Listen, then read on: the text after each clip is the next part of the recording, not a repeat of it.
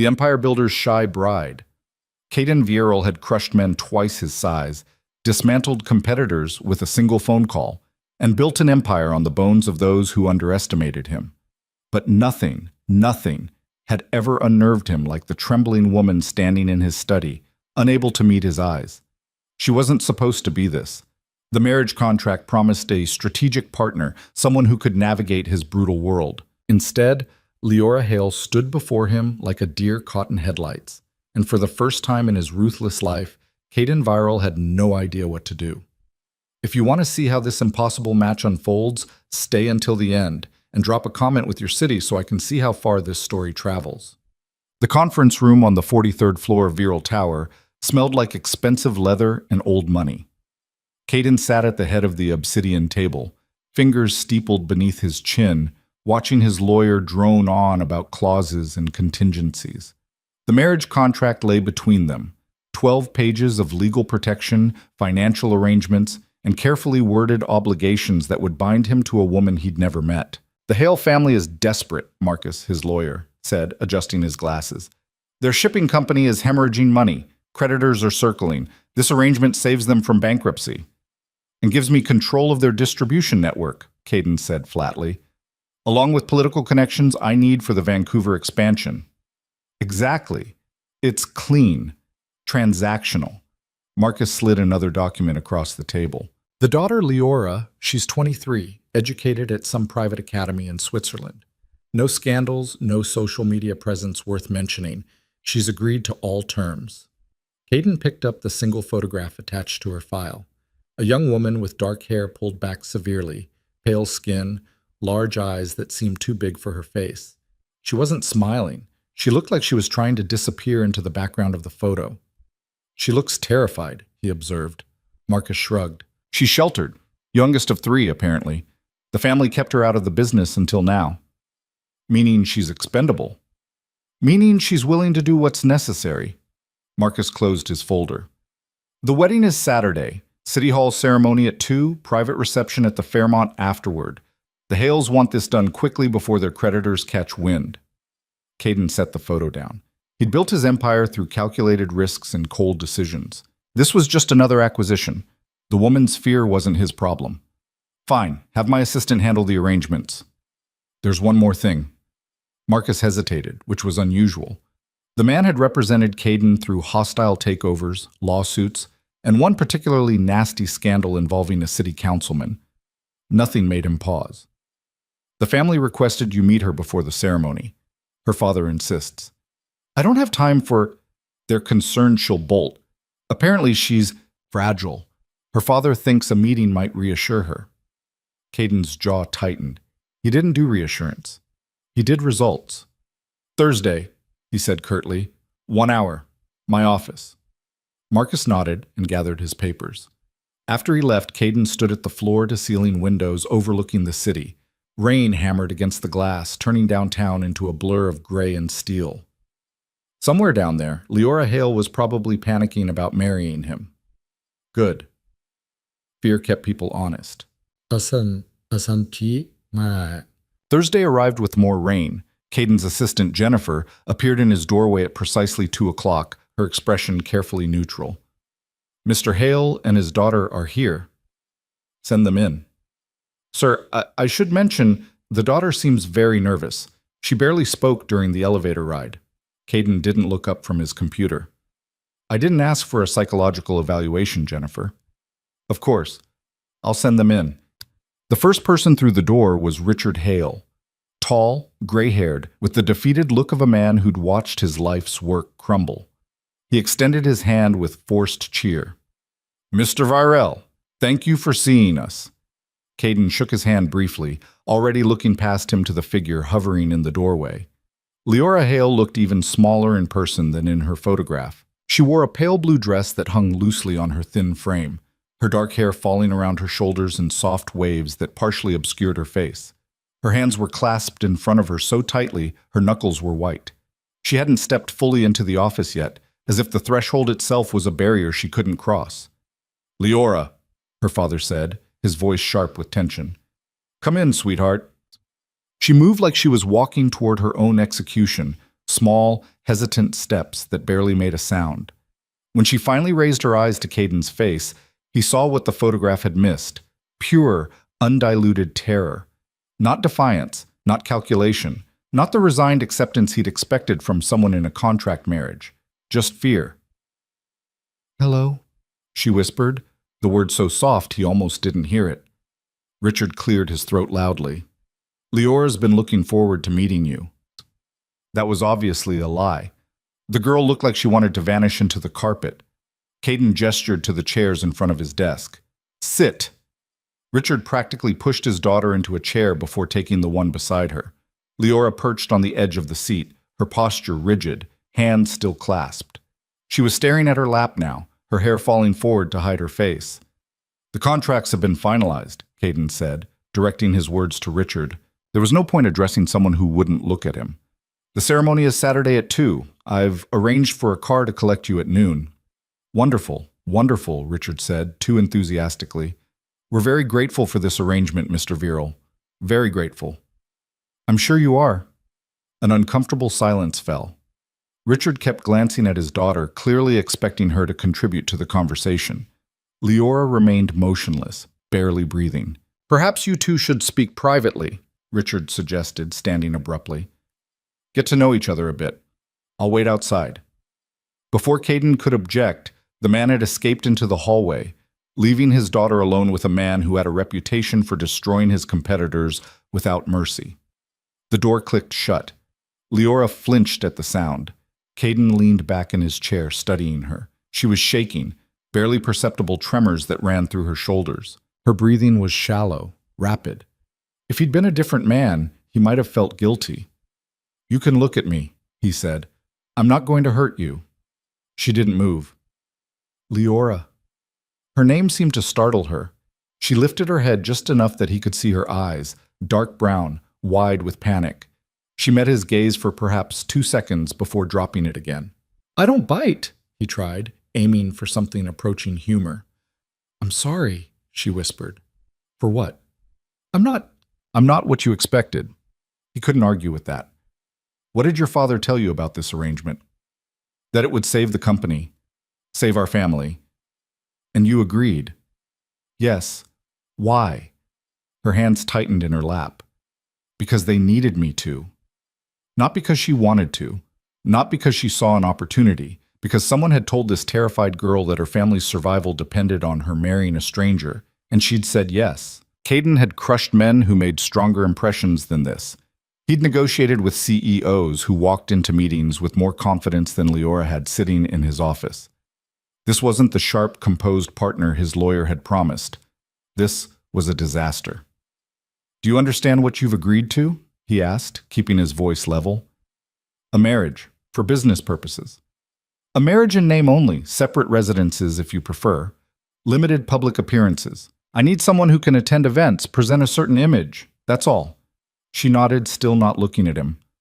"I'm not interested in a real marriage," he continued, more harshly than he intended. "I don't have time for emotional complications. This is a contract. Nothing more." "I understand." But she didn't. He could see it in the way her shoulders hunched, in the trembling that hadn't stopped. She understood the words, but not the reality. She'd agreed to something she had no capacity to handle. He should call it off. Tell Richard to find another solution to his financial problems. This girl would break the first time she had to stand beside him at a business dinner. But the Vancouver deal depended on the connections her family's name would bring. And Caden Varel didn't back out of agreements. "Saturday," he said flatly. "City Hall. 2:00. Don't be late." She nodded quickly, standing so fast she nearly knocked her chair over. "Thank you, Mr. Varel." "Caden, you'll be my wife. Use my first name." "Caden," she repeated, the word barely audible. Then she fled toward the door, her movements quick and graceless in her desperation to escape. Richard appeared immediately, all false cheer again. "Wonderful to meet you, Mr. Viral. We'll see you Saturday." Caden watched through the glass wall as they crossed to the elevators. Leora had wrapped her arms around herself, making herself smaller. Richard was talking urgently, his expression stern. She nodded at whatever he was saying, looking more miserable with each word. Jennifer appeared at his elbow. "That went well." "She's terrified." Yes, sir, I noticed. This is going to be a disaster. Jennifer, who'd worked for him long enough to speak freely, gave him a long look. Maybe she just needs time to adjust. Time won't fix that level of fear. She could barely speak. You have that effect on people. He shot her a sharp glance. Helpful. Just saying, you're not exactly warm and welcoming. Maybe if you smiled occasionally, people wouldn't look at you like you're about to destroy their lives. I usually am about to destroy their lives. Not hers. Technically, you're saving her family. I'm binding her to a contract marriage she clearly doesn't want. That's not saving anyone. Jennifer shrugged. Too late now. Wedding's in 2 days. She was right. The contracts were signed, the arrangements made. Whatever doubts he had about Leora Hale's ability to survive in his world were irrelevant now. He'd deal with the consequences after the ceremony. Saturday arrived with clear skies, which felt like a cosmic joke. Caden stood in the small room at City Hall, adjusting his cufflinks for the third time.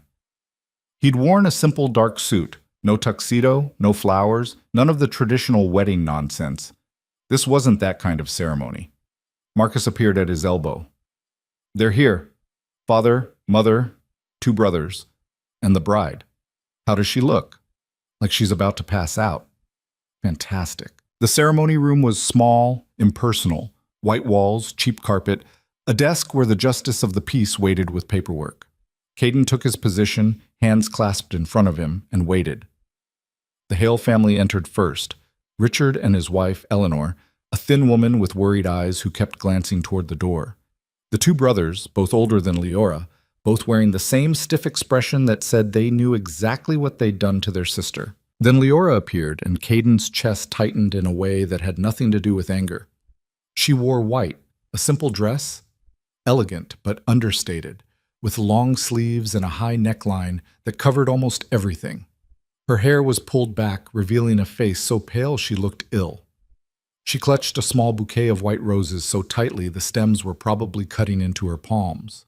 Her eyes were red. She'd been crying. Their gazes met across the small room, and for a moment he saw something flicker in her expression, a desperate, silent plea that said, "Please don't make me do this." But she walked forward anyway, small, hesitant steps that brought her to his side. "Hello," she whispered. "Leora." The justice of the peace cleared his throat. "Shall we begin?" What followed was a blur of words Caden barely registered.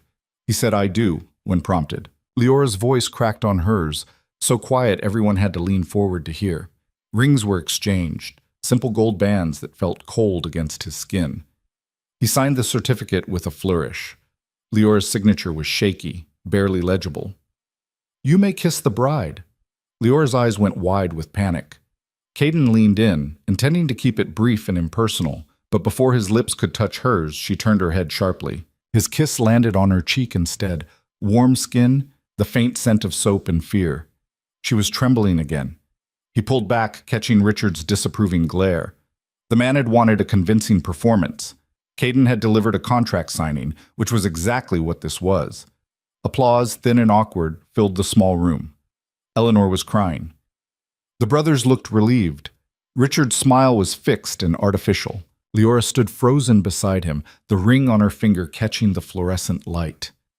They were married. The reception at the Fairmont was small but expensive. 24 guests, mostly business associates whose presence served specific purposes. Caden had invited 3 city councilmen, a federal trade representative, and several investors he needed to impress. The Hales had invited family and a few friends, all of whom looked deeply uncomfortable. Leora sat beside him at the head table, untouched champagne in front of her, hands folded in her lap.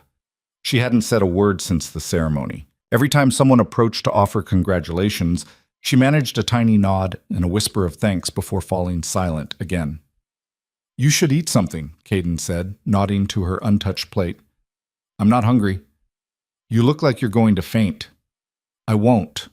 But her voice was unsteady, and he could see the tension in her jaw. She was holding herself together through sheer force of will.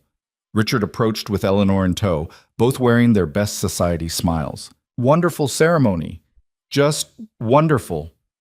"Yes," Eleanor added, her eyes lingering on her daughter with something that might have been guilt. "You both looked lovely." Leora said nothing. "We should discuss the living arrangements," Richard said, addressing Caden directly. "Leora's belongings are packed. We assumed she'd move to your penthouse tonight." "That wasn't discussed." "Well, you're married now, surely." "We'll figure it out." Caden's tone made it clear the conversation was over. Richard's smile tightened, but he had the sense to back off. After they left, Leora finally spoke. "I can stay somewhere else, if you don't want me in your home. The penthouse has 4 bedrooms. You'll take one of the guest rooms." "Okay. We'll establish boundaries. You have your space, I have mine." "Okay." She agreed to everything without question. Without negotiation. It was disturbing. The reception dragged on for another hour. Toasts, forced laughter, the cutting of a cake neither of them wanted. Caden endured it with his usual cold efficiency, playing the role of the satisfied groom. Leora sat beside him like a ghost, pale and silent and utterly miserable. Finally, mercifully, it ended. They stood outside the hotel, rain starting to fall again, as his driver pulled up with the black SUV. Caden held the door open. Leora climbed in without a word, pressing herself against the far side of the vehicle, as far from him as possible. The drive to his penthouse was silent, except for the rain hammering the roof. Leora stared out the window, her reflection a pale blur in the glass. Her hands were twisted together again, that constant nervous gesture that seemed to be her default state. "I'm not what you wanted," she said suddenly, still looking out the window. "No," he agreed, because there was no point lying. "You're not." "I'm sorry. Stop apologizing. I don't know how to be what you need." "Then don't try. Just exist. Show up when required. That's all I'm asking." She finally turned to look at him, and the raw vulnerability in her expression caught him off guard. "What happens tonight?" The question hung between them, heavy with implications. Caden understood what she was asking, what she feared. "Nothing," he said firmly. "You go to your room, I go to mine. The contract doesn't require anything beyond legal marriage." Relief flooded her face, so intense it was almost painful to witness. "Thank you. Don't thank me for basic decency." But she looked at him like he'd just saved her life, and that realization settled uncomfortably in his chest. She'd been terrified that he'd force something she wasn't ready for, that he'd treat the marriage contract as an excuse for cruelty. What kind of world had she lived in that made her expect that? The elevator ride to the penthouse was silent. Caden unlocked the door and gestured for her to enter first. She stepped inside carefully, looking around with wide eyes at the space that was now technically hers too. Sleek, modern furniture, floor-to-ceiling windows with views of the city, expensive art on the walls that he'd purchased because his decorator said it was a good investment. "Your room is down that hall, second door," he said. "Your things should already be there. Jennifer had them delivered this afternoon." Leora nodded, still taking in the space. "Kitchen's through there. Help yourself to anything. I'm not here most mornings. I leave by 6.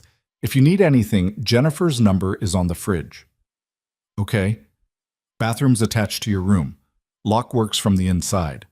She glanced at him sharply, understanding the implication. He was making it clear she had sanctuary, privacy, safety. "Thank you," she whispered. "Stop thanking me." But she did it anyway, one more time before disappearing down the hall. A moment later, he heard the soft click of her door closing, then the lock sliding into place. Caden poured himself a scotch and stood at the windows, looking out at the city lights blurred by rain. Somewhere in the guest bedroom, his new wife was probably crying or panicking or trying to figure out how she'd ended up in this situation. He should feel satisfied. The contract was fulfilled, the connection secured, the Vancouver deal could move forward. Instead, he felt like he'd just committed some unnamed crime. His phone buzzed. "Marcus. Congratulations. Contract is officially executed. I'll have the amended business filings ready Monday." Right.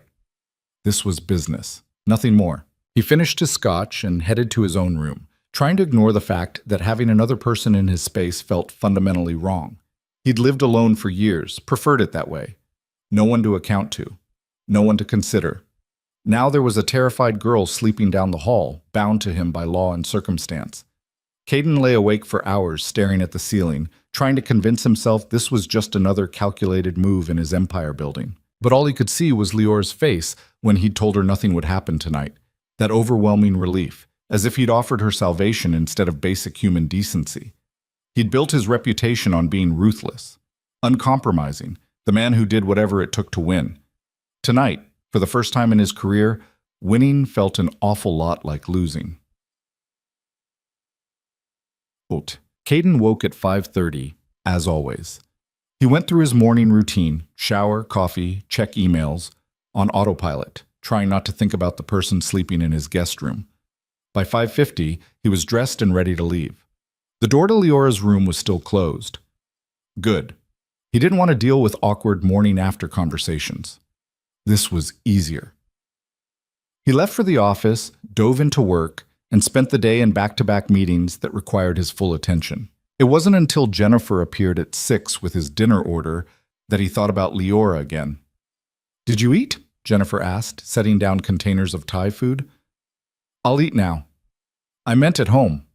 This morning. With your wife." He gave her a flat look. "I left before she woke up." "Caden? What?" "I told her I leave early."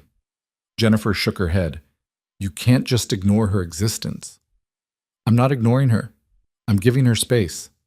Space is good. Abandonment is bad. There's a difference." He opened a container, suddenly not hungry. "She was terrified yesterday. Of me. Of the whole situation. The kindest thing I can do is stay away." "Or," Jennifer said carefully, "you could try talking to her, like a human being." "I don't do small talk." "I'm aware. But she's your wife now. You're going to have to interact eventually. Might as well start building something, even if it's just tolerance." She had a point, much as he hated admitting it. If Liora remained this terrified, she'd be useless at the events where he needed her to appear composed and confident. And if she was going to live in his penthouse, this level of tension wasn't sustainable. "Fine," he said. "I'll try harder." "Revolutionary." "Don't push it." Jennifer smiled and headed for the door.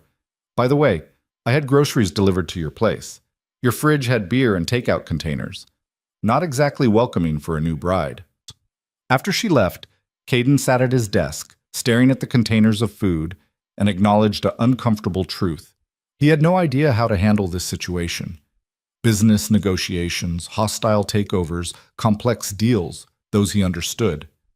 Managing the emotions of a terrified young woman who'd been sacrificed to save her family? Completely outside his expertise. He left the office at 8, which was early for him.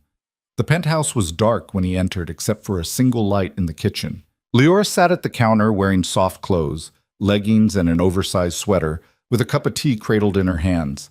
She looked up when he entered, startled, like she'd been caught somewhere she shouldn't be. "Sorry," she said immediately.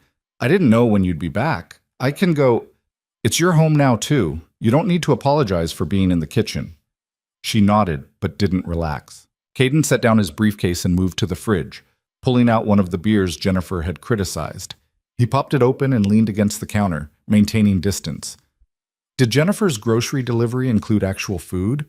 Or did she just stock the fridge with things she thinks I should eat? A tiny hint of a smile ghosted across Leora's face. "There's a lot of vegetables, and yogurt, and something called quinoa." She's trying to save me from myself. It's nice that she cares. She's meddling. Still nice. They fell into silence. Leora sipped her tea, eyes downcast again. Her hair was loose around her shoulders, damp like she'd just showered. Without the formal dress and severe styling from the wedding, she looked younger, more vulnerable. "Did you eat today?" he asked. "Yes, I made eggs. I hope that's okay." "Leora, you can eat whatever you want. You don't need my permission." "Okay." But she said it like she didn't quite believe him. He tried again. "Did your things get put away? Is the room acceptable?" "It's beautiful. Too nice, really.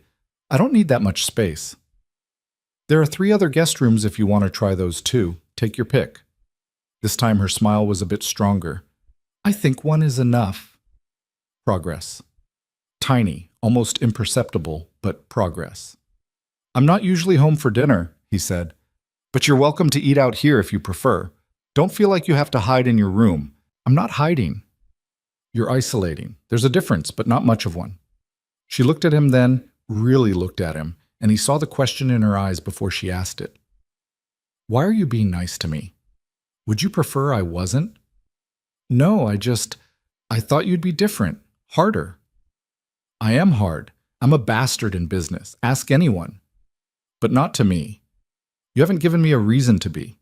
He took a long drink. You're not a business rival. You're not trying to screw me over. You're just here. Because your family forced you into an impossible situation. Her hands tightened on the cup. They didn't force me. I chose. No, you didn't choose. You sacrificed yourself. There's a difference. She fell silent, and he knew he'd hit too close to the truth. I'm going to try, she said finally, her voice small, to be what you need. I know I'm not good at this, at being confident or charming or any of the things a wife should be. Stop. He set down his beer. You're not performing for me, Leora. This isn't a role you have to master. Just be yourself. That's enough. Tears welled in her eyes, and he realized he'd said something wrong, but he had no idea what. I don't think you understand, she whispered. Myself is terrified. Myself is useless. Myself can barely look people in the eye. Then we'll work on that, together, slowly. She shook her head. Why would you help me? Because the alternative, watching her suffer in silence, was somehow worse than the inconvenience of trying. Because you're my wife now, he said simply, and I take care of what's mine. The words came out more possessive than he'd intended, but instead of fear, he saw something else flicker across her face, something that might have been hope. Okay, she said softly. I'll try. That's all I'm asking. She finished her tea and rinsed the cup, her movements careful and precise. At the entrance to the hallway, she paused. Caden? Yeah? Thank you for last night, for not… She couldn't finish the sentence. You don't need to thank me for that, ever. She nodded and disappeared down the hall. A moment later, he heard her door close, but this time she didn't lock it. It was a small change, barely worth noticing, but Caden noticed anyway. He stood in the kitchen, finishing his beer, and admitted to himself that something had shifted. Yesterday, Leora had been a business arrangement, a necessary complication. Tonight, she was a person. A terrified, vulnerable person who'd been handed a nightmare and was trying desperately to survive it. And despite every instinct that told him emotional involvement was a mistake, Caden found himself wanting to help her, not because it served his interests, just because she needed it. That realization should have worried him more than it did. The next morning, Caden woke to the smell of coffee, which was wrong because his coffee maker was programmed to brew at 5:45, and it was only 5:30. He pulled on a shirt and walked into the kitchen to find Leora standing by the counter, staring at the machine like it might explode. I'm sorry, she said immediately when she saw him. I didn't know how it worked. I think I broke it.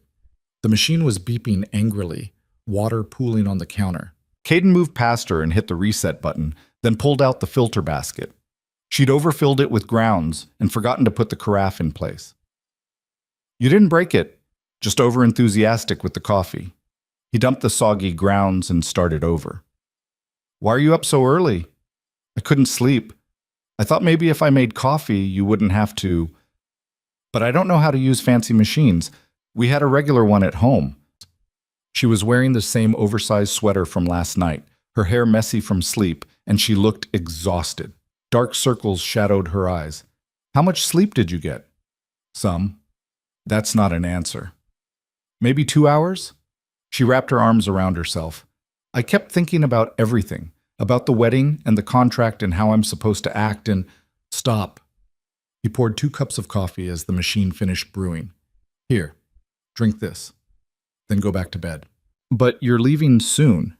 I'll leave when I leave. You need sleep more than you need to watch me walk out the door. She took the cup, holding it with both hands like she had with the tea. I wanted to try, to be awake when you left, to seem normal. Normal people sleep past 5:30. You don't. I'm not normal. I'm a workaholic with control issues. Don't use me as a baseline. That got a tiny smile out of her. Progress. They stood in the kitchen, drinking coffee, as dawn started to break over the city. It was awkward and strange, and neither of them seemed to know what to say. But it was better than her hiding in her room or him pretending she didn't exist. "I have a business dinner tonight," Caden said finally. "City councilman and his wife. Very boring. You don't need to come." Relief flashed across her face, followed immediately by guilt. "But shouldn't I? Isn't that part of the arrangement?" "Eventually." "Not yet." "When?" "When you can get through a conversation without looking like you're about to bolt." She flinched. "I'm that obvious?" "Yes." "I'll try harder." "Leora." He set down his cup. "I'm not criticizing. I'm being realistic. Throwing you into a business dinner right now would be cruel. You're not ready." "I need to be ready." "Why? What's the rush?" "Because that's what you need. A wife who can stand next to you and smile and make conversation and not embarrass you." "I need a wife who doesn't have a nervous breakdown at my business events. There's a difference. And right now, you'd have the breakdown, so we wait." She looked down at her coffee, shoulders hunched. "My father called yesterday. He wanted to know how things were going, if I was fulfilling my obligations." Caden's jaw tightened. "What did you tell him?" "That everything was fine, that you were very generous." "Generous?" The word tasted bitter. "Is that what we're calling it?" "You've been kind to me, kinder than you had to be." "The bar is apparently very low." This time her smile was sad. "You have no idea." He wanted to ask what she meant by that, what her life had been like before this, what her family had done to make her this terrified of everything. But they'd only been married 3 days. That conversation could wait. "Go back to bed," he said. "Get some actual sleep. I'll see you tonight." She nodded and headed toward her room, but at the doorway she paused. "Caden? Yeah? Thank you for the coffee, even though I ruined it." "You didn't ruin it. You just made it interesting."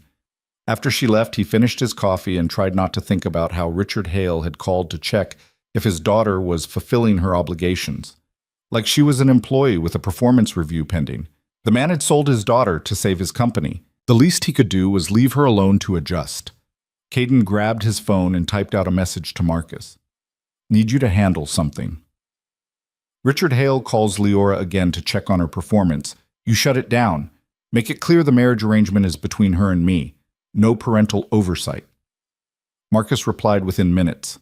"Understood. I'll make the call." It was a small thing, probably wouldn't make much difference. But at least Leora wouldn't have to field interrogations from her father while she was trying to figure out how to survive this situation. Caden headed to the office, dove into work, and tried not to calculate how many hours until he'd see her again, which was ridiculous. She was a contract obligation, not someone he looked forward to coming home to. Except, apparently, he was lying to himself now. The business dinner that night went exactly as expected. Tedious conversation about zoning regulations and tax incentives, punctuated by the councilman's wife's attempts to gossip about people Caden didn't care about. He smiled when required, made the appropriate commitments, and left with the assurance that his permits would be fast-tracked. He got home at 10 to find Leora curled up on the couch in the living room, reading. She looked up when he entered, and for just a moment there was something almost comfortable in the way she smiled. "How was dinner?" "Painful, but productive." He loosened his tie. "You didn't have to wait up." "I wasn't waiting. I was reading. I found your library." He'd forgotten about the library, a room off the living area that his decorator had insisted on including. He'd filled it with books he'd never had time to read, mostly first editions that increased in value. "Find anything interesting?" "Everything. You have first editions of Steinbeck and Fitzgerald, and this." She held up a worn paperback that definitely didn't belong with the expensive collection. "Raymond Chandler. This one's been read so many times the spine is broken." He'd forgotten about that book. It had belonged to his father, one of the few things he'd kept after the man died. "That one's personal," he said. "I can tell. It's the only book in there that looks loved instead of displayed." She set it down carefully. "I won't read it if you don't want me to." "It's fine. Read whatever you want." She pulled her knees up to her chest, the book balanced on them. "Did you actually read all of those, or are they just for show?" "Mostly for show. I don't have time to read." "That's sad." "That's reality." still sad. She tilted her head, studying him. You work all the time. When do you, I don't know, live? Work is living. That's not living, that's existing. Coming from anyone else, it would have sounded judgmental. From Leora, it just sounded concerned. I built an empire, he said. That required sacrifices. Like reading? Like a lot of things. She was quiet for a moment, then, can I ask you something? Depends on the question. Why did you agree to this marriage? You could have found another way to get what you needed, another business deal, another alliance. Why tie yourself to someone like me? It was a fair question, one he'd asked himself a few times over the past 3 days. Your family's connections opened doors I couldn't access otherwise. The shipping routes, the political relationships, the social credibility. It was efficient. So I'm efficient. You're an asset. She flinched and he realized how that sounded. I didn't mean, no, you're right. That's what I am. An asset in a transaction. She stood up, clutching the book. I should go to bed. You probably have work to do. Leora. But she was already walking away, her shoulders tense, and he knew he'd screwed up. He'd reduced her to a business term when she'd been trying to have an actual conversation. He poured himself a scotch and stood at the windows, watching the city lights and wondering when he'd become so bad at basic human interaction that he couldn't talk to his own wife without making her feel worthless. The answer probably was that he'd always been this bad. He'd just never cared before. Now, for reasons he didn't want to examine, he cared. The next morning, he found a note on the kitchen counter in careful handwriting. Thank you for letting me read your books. I'm sorry for pushing. L. She was apologizing for asking a reasonable question, for trying to understand him. Hayden crumpled the note and threw it in the trash, then immediately regretted it and fished it back out. He smoothed it flat and tucked it into his pocket, then grabbed his phone. Jennifer, clear my schedule Friday night. Personal matter. She replied, Everything okay? Fine. Just need the time. He had no idea what he was going to do with that time, but he knew that if he kept handling Leora the way he'd been handling business negotiations, this arrangement would fall apart before it even started. And despite every rational argument for why that would be easier, he found himself wanting to prevent it. The rest of the week fell into an uneasy rhythm. Caden left early for work. Leora spent her days doing things he could only guess at, reading, mostly, based on the steady rotation of books moving through the living room. Sometimes he'd come home to find her cooking simple meals in the kitchen. Other times she'd already retreated to her room. They'd have brief, stilted conversations that felt like two people learning a foreign language together. Thursday night, he came home to find her sitting on the floor of the library, surrounded by books, wearing reading glasses he hadn't known she needed. There's a perfectly good chair 3 feet away, he said. She looked up, startled. The floor is more comfortable. The floor is hardwood. I like it. She gestured to the stacks around her. I'm organizing by genre. Your decorator just put them by color and size, which is insane. He looked at the shelves, which had previously been arranged in aesthetically pleasing gradients. Now books were pulled everywhere, sorted into messy piles. That's going to take forever. I have time. She pushed her glasses up her nose. Unless you want me to stop? No. Do what you want with them. She smiled, and it was the first real smile he'd seen from her. Not cautious or apologetic, just genuinely pleased. It transformed her face, made her look younger and less haunted. I'll fix it by the weekend, she promised. Take your time. He left her to her organizing and went to his office, but found himself distracted by the sound of her moving around in the library, humming softly to herself. It was strange having someone else in his space. Strange, but not entirely unpleasant. Friday arrived with rain again, as if the city was determined to match the mood of this entire situation. Caden finished work at 5, unheard of for him, and stopped at a restaurant on the way home to pick up actual dinner instead of his usual takeout. Leora was in the library when he arrived, still organizing, now wearing sweatpants and one of his old t-shirts that she must have found in the laundry room. It was huge on her, hanging almost to her knees. That's my shirt, he said. She froze. I'm sorry, I didn't have anything comfortable and I found it and I thought, I'll wash it. Keep it. It looks better on you anyway. That clearly flustered her. I can give it back. Leora, keep the shirt. He held up the bag of food. I brought dinner, real dinner, not takeout containers. You interested? She looked at him like he'd just suggested something radical. You want to have dinner? Together? That's generally how meals work. But you never eat here. You're always working. Tonight I'm not. He headed to the kitchen and started unpacking containers. Italian food from a place Jennifer had recommended. Pasta, salad, bread that was still warm. Come on, before it gets cold. She followed slowly, watching him set plates on the counter like she was waiting for the catch. What's the occasion? She asked. Does there need to be one?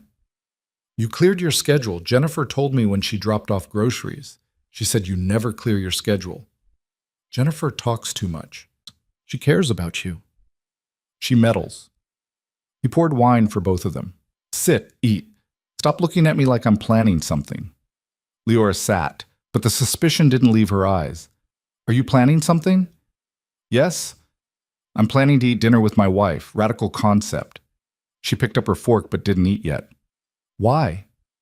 Because I've been an ass. Because I called you an asset and made you apologize for asking a legitimate question. Because we're stuck in this situation together, and I'd prefer it not be miserable for both of us. It's not miserable. You're terrified of me most of the time. That's miserable. I'm not terrified of you. He gave her a flat look. Okay, maybe a little, she admitted, but less than before. You haven't been what I expected. What did you expect? She was quiet for a moment, pushing pasta around her plate. My father told me you were ruthless, that you'd destroyed competitors and ruined companies without hesitation, that I needed to be perfect, or you'd make our family suffer. Caden's hand tightened on his fork. He said that? He wanted me to understand the stakes. He wanted you terrified so you'd comply. It worked. That's not a good thing, Leora. She finally took a bite of food, chewing slowly. I know that now. But when he first told me about the marriage, all I could think about was the stories. About you buying companies and firing everyone. About lawsuits and intimidation tactics. About people who crossed you and regretted it. Some of those stories are true. I know. But you're not like that with me. You haven't given me a reason to be. Neither did those other people, probably. They just got in your way. She wasn't wrong. Caden had destroyed businesses and reputations for far less than actual betrayal. He'd done it because it was efficient, because it sent a message, because in his world, mercy was weakness. I'm not proud of everything I've done, he said finally, but you'd do it again. Probably. She studied him, and he had the uncomfortable feeling she was seeing past the careful walls he'd built. You're complicated. I'm practical. You're both. She took another bite. This is really good, by the way. Where's it from? Little place in North Beach, Jennifer's recommendation. Jennifer has good taste.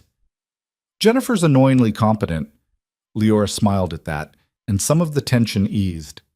They ate in silence for a few minutes, and it was almost comfortable, the kind of quiet that didn't demand filling. Can I ask you something? Leora said eventually. You're going to anyway. The Chandler book, in the library. You said it was your father's. It was. Are you close with your family? My father's dead. My mother remarried and moved to Europe. I haven't spoken to her in 5 years. Leora's expression softened. I'm sorry.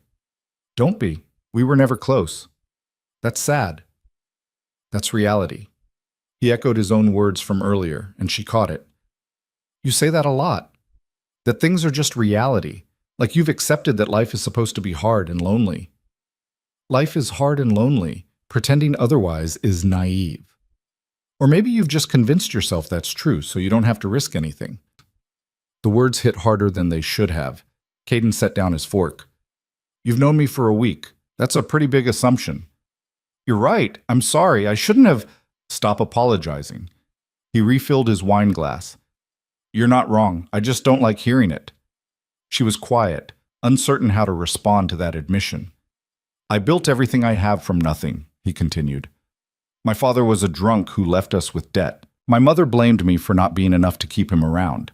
I learned early that relying on other people was a mistake. So yes, I keep people at a distance. It's safer. Safer isn't the same as better. No, But it's predictable. Leora reached across the counter and did something that shocked him. She put her hand over his. Her fingers were small and warm, and the gesture was so unexpected he almost pulled away.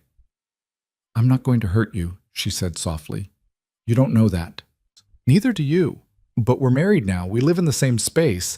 We're going to keep having awkward dinners and weird conversations, and eventually maybe we'll figure out how to do this without it being so hard. And if we don't, then at least we tried." It was such a simple statement, such an obvious truth. But coming from Leora, who had every reason to hate this situation, to resent him for being part of the trap her family had built, it felt like a lifeline. "Okay," he said, "we'll try." Her smile was small but genuine. "That's all I'm asking." They finished dinner with easier conversation. About books, about the city, about the ridiculous organization system his decorator had used. Leora told him about growing up as the youngest, always invisible, always expected to be quiet and compliant. Caden told her about building his first company with borrowed money and sheer stubbornness. By the time they cleared the dishes, something had shifted. Not friendship exactly, not romance, but something closer to understanding. "I have a charity gala next month," Caden said as they loaded the dishwasher. "Big event, lots of press. I'll need you there." Leora's hand stilled. "A month? That gives you time to prepare. Jennifer can help with clothes, coaching, whatever you need." "I don't know if I can." "You can. You just did. You had dinner with me, had a conversation, didn't run away. That's progress." "Having dinner with you isn't the same as facing hundreds of people. We'll practice. Small events first, work our way up." She looked terrified again, and he hated that he'd put that expression back on her face. "Leora, I won't throw you to the wolves. I'll be with you the whole time. If it gets too much, we leave. No judgment." "You promise?" "I promise." She nodded slowly. "Okay, I'll try. That's all I'm asking." It was the same thing she'd said to him earlier, and her smile told him she'd caught the echo. After she went to bed, Caden sat in the library, looking at the half-organized shelves. She'd grouped the mysteries together, the literary fiction, the histories. The Chandler book sat on top of the mystery pile, worn and familiar. He picked it up and opened it to the first page, where his father had written his name in fading ink. He hadn't looked at this book in years, hadn't wanted to, but Leora had noticed it, had recognized that it was different from all the showpiece volumes, had seen something worth preserving. Maybe she was right. Maybe keeping everything at a distance wasn't safer. Maybe it was just lonelier. Caden closed the book and set it back on the pile, then headed to his room. Tomorrow they'd start actually building something that resembled a functional marriage. Tonight, at least, they'd made a start. The following weeks passed in gradual increments. Caden started coming home earlier, 6 instead of 8, 7 instead of 9. Leora started emerging from her room more often, cooking meals that they'd eat together at the kitchen counter, talking about their days. She told him about the book she was reading, the organization system she was building. He told her about deals and difficult clients, learning to translate the business speak into something that didn't sound like he was lecturing. Jennifer proved invaluable, taking Leora shopping for event clothes and teaching her the basics of navigating high society functions. The first time Leora modeled an evening gown for him, deep blue silk that actually fit her properly, she'd looked simultaneously beautiful and absolutely mortified. "I look ridiculous," she'd said. "You look elegant." "I look like I'm playing dress-up." "You look like someone who belongs at a gala." She hadn't believed him, but she'd kept the dress. They started small, a dinner with one of Caden's business partners and his wife at a quiet restaurant. Leora had been terrified, barely speaking, but she'd made it through the evening without fleeing. Progress. Then a cocktail party at a gallery opening. Leora had stayed close to his side, one hand gripping his arm like a lifeline, but she'd managed brief conversations with 3 different people. More progress. The charity gala loomed closer, and with it, Leora's anxiety grew. She started sleeping less again, the circles under her eyes darkening. Caden would find her at 2 in the morning, sitting in the library, trying to memorize facts about his business associates, like she was studying for an exam. "You don't need to memorize anything," he told her one night, finding her surrounded by notes. "Just be yourself." "Myself is a stammering mess. Yourself is getting better every day. Not fast enough. He sat down beside her on the floor. When had he started sitting on the floor? And took the notes out of her hands. You're putting too much pressure on this. It's important to you. You're important to me. The words came out before he could stop them, and they both froze. Because that was true, somehow. At some point over the past 6 weeks, Leora had stopped being a contract obligation and become something else. Someone he looked forward to seeing. Someone whose opinion mattered. Someone important. I don't want to disappoint you, she whispered. You won't. You don't know that. Yes, I do, because you keep trying. Because you haven't given up even though this whole situation is unfair. Because you're braver than you think you are. Tears welled in her eyes. I'm not brave. I'm terrified constantly. Being brave doesn't mean you're not scared. It means you do it anyway. She leaned against his shoulder, tentative, testing. And when he didn't pull away, she relaxed into him. They sat like that for a long time, surrounded by her anxious notes and his expensive books. And Caden realized something that should have worried him more than it did. He was starting to care about her. Not as an asset or an arrangement, but as a person. As his wife. And that was dangerous. Because caring meant vulnerability. And vulnerability meant risk. But as Leora's breathing evened out against his shoulder, her exhaustion finally catching up with her, Caden found he didn't care about the risk as much as he should. Some things, apparently, were worth it. He carried her to her room that night, her body slack with exhaustion against his chest. She stirred when he laid her on the bed, mumbling something incoherent before curling onto her side. Caden pulled the blanket over her and left before he could do something stupid like stay. The gala was in 3 days. Jennifer arrived Saturday morning with a stylist, a makeup artist, and enough enthusiasm to power a small city. Leora looked like she wanted to crawl under the furniture when the team descended on her, but she submitted to the process with only minimal protest. Caden retreated to his office to work, but found himself checking his watch every 20 minutes. After 2 hours, he gave up pretending to focus and went to find them. Leora stood in front of the full-length mirror in the guest room, transformed. The deep blue dress hugged her figure without being revealing, elegant and understated. Her hair was swept up. A few dark strands left loose to frame her face. The makeup was subtle, but effective. It made her eyes look larger, her skin luminous, her lips soft. She looked beautiful and absolutely miserable. I can't do this, she said when she saw him in the mirror. I look like someone else. You look like yourself, just polished. I look like a fraud. Jennifer exchanged a glance with the stylist. We'll give you two a moment. After they left, Caden stepped closer. Leora wouldn't meet his eyes in the reflection. What's really going on? He asked. I'm going to ruin this for you. I'm going to freeze up or say something stupid or trip in these heels and everyone will see that I don't belong in your world. My world is ruthless business deals and corporate warfare. Nobody belongs there. We all just pretend. You don't pretend. You dominate. That's different. He touched her shoulder, gently turning her to face him instead of the mirror. Look at me. She did, reluctantly. You're not going to ruin anything. And even if something goes wrong, if you trip or stumble over words or need to leave early, it doesn't matter. None of those people matter. They matter to your business. Business is business. It'll survive one imperfect gala appearance. But your reputation. My reputation is built on results, not perfect social events. Stop worrying about what everyone else thinks and focus on getting through one evening. That's all. Just one evening. She took a shaky breath. What if I can't? Then we leave. We've been over this. You say that, but when we're there, surrounded by all those people expecting perfection, Leora. He waited until she met his eyes. I will walk out of that gala the second you need me to. I don't care who's there or what deal is on the line. You say the word, we're gone. You mean that? It wasn't a question, but he answered anyway. Yes. Some of the panic faded from her expression.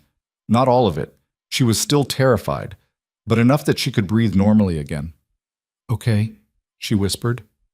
One evening. One evening. Jennifer returned with champagne, insisting they toast to success. Leora took tiny sips, still looking uncomfortable in the dress and heels, but she managed to smile when the stylist complimented her.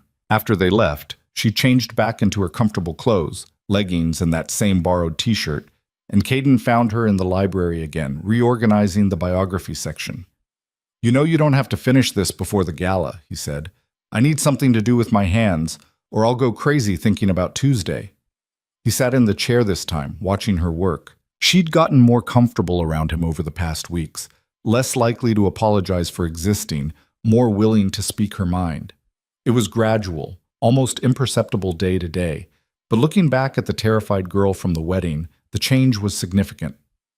"Can I ask you something?" she said, not looking up from the books. "You're going to anyway." She smiled at that. It had become their pattern. "When did you decide to stop hating this arrangement?" "I never hated it." "You resented it, I could tell."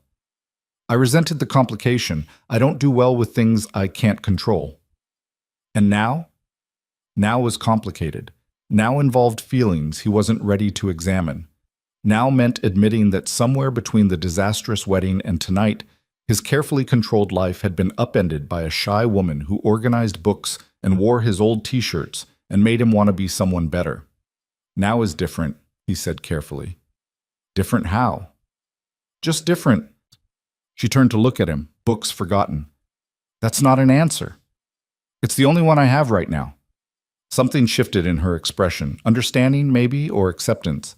She went back to her organizing, but there was a small smile on her face. "For what it's worth," she said quietly, "now is different for me too." They didn't discuss it further. Some things were better left unspoken until they could figure out what they actually meant. Monday arrived with cold rain and dark skies that matched Leora's mood. She barely touched breakfast, pushing eggs around her plate while staring at nothing. "Eat," Caden said. "I'm not hungry." "You need to eat." "I'll throw up if I eat." He set down his coffee. "Are you getting sick?" "No, just anxious." "It's tomorrow night. You have 24 hours to work yourself into a complete panic." "I'm efficient. I can panic faster than that." Despite everything, he smiled. "Fair enough." She finally took a bite of toast, chewing mechanically. "What if someone asks about us? About the marriage?" "Tell them it was arranged for business purposes. People know how these things work." "What if they ask if we're happy?" "Lie." She looked up sharply. "What?" "Lie. Tell them we're delighted, madly in love, whatever they want to hear." "But that's politics. Everyone lies at these events. It's expected." "I'm terrible at lying." "Then tell them the truth in a way that sounds like a lie. They were still figuring each other out, that it's an adjustment. People will hear what they want to hear." She considered that, then nodded slowly. "I can do that." "You can do all of it. Stop doubting yourself." "Easy for you to say. You're not the one everyone will be judging." "They'll judge both of us. They always do. I just stopped caring what they think." "How?" "Practice, and realizing that their opinions don't pay my bills." She almost smiled at that. Almost. Caden left for work, but found himself distracted all day. He snapped at 2 different assistants, lost track of a conference call, and finally gave up at 4 and went home early. Leora was pacing in the living room, wearing a path in the expensive rug. She'd changed clothes 3 times based on the different outfits scattered on the couch. "What are you doing?" She spun around, startled, trying to figure out what to wear tomorrow, before the gala, during the day. "Does it matter what I wear during the day? Will people see me before the event? Should I dress up or dress casual? I don't know the rules." "Leora, breathe." She stopped pacing but didn't breathe any slower. "Wear whatever you want during the day. Nobody will see you except me and maybe Jennifer. The only outfit that matters is the gown." "But what if—" "No what ifs. You're spiraling." "I know I'm spiraling. I can't stop." He crossed to her and took her hands, which were ice cold despite the warm apartment. "Look at me." She did, eyes wide with panic. "We're going to get through tomorrow night, together. And then it'll be over and you can go back to organizing books and wearing stolen t-shirts and avoiding social events for another month. Promise?" "Promise."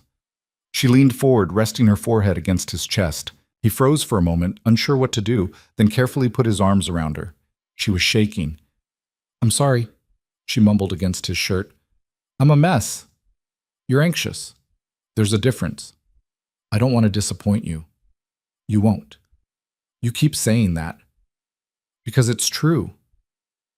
They stood like that for a long moment, her breathing gradually slowing to match his. When she finally pulled back, some of the panic had faded from her eyes. Thank you, she said softly. Stop thanking me for basic human decency. It's not basic. Not to me. Before he could figure out how to respond to that, she stepped back and started gathering the scattered clothes. I should put these away. And maybe eat something. You're right. I need to eat. She disappeared into the kitchen, leaving Caden standing in the living room trying to process what had just happened. That hug, brief and desperate as it was, had felt significant, like a line crossed, like something changing. He should probably be worried about that. He wasn't. Tuesday morning arrived too fast. Caden woke early to find Leora already in the kitchen, staring at coffee like it held answers to questions she hadn't asked. How long have you been up? Since 4. Did you sleep at all? Maybe an hour. He poured himself coffee and leaned against the counter beside her. You're going to make yourself sick. I'm already sick. My stomach feels like I swallowed rocks. That's adrenaline. That's terror. Close enough. She looked at him, dark circles under her eyes, hands trembling slightly around her mug. How do you do this? Walk into rooms full of people who want things from you and just perform. I don't perform. I calculate. Every conversation is a transaction. I figure out what they want, what I want, and how to get from point A to point B. That sounds exhausting. It's effective. It's lonely. She wasn't wrong. His entire approach to social events was designed to maintain distance, to keep everything transactional and impersonal. It had served him well for years. It had also left him isolated. Maybe, he admitted, but it gets the job done. Is that enough? Just getting the job done? It used to be. And now? Now he was having conversations with his wife at 6 a.m. about loneliness and connection. Now he was coming home early just to see her. Now he cared more about her comfort than any business deal. Now is complicated, he said again. She smiled slightly. You say that a lot. It's accurate a lot. Jennifer arrived at noon with the hair and makeup team, along with enough coffee to caffeinate a small army. Leora submitted to the preparations with resigned exhaustion, too tired to protest. Caden retreated to his room to get ready, grateful for a few moments of silence. He'd been to hundreds of these events, fundraisers, galas, charity auctions. They all blurred together after a while. But tonight felt different. Tonight mattered in a way that had nothing to do with business connections or political maneuvering. Tonight was about Leora surviving her first major public appearance as his wife. And despite every instinct that told him not to care that much, he did.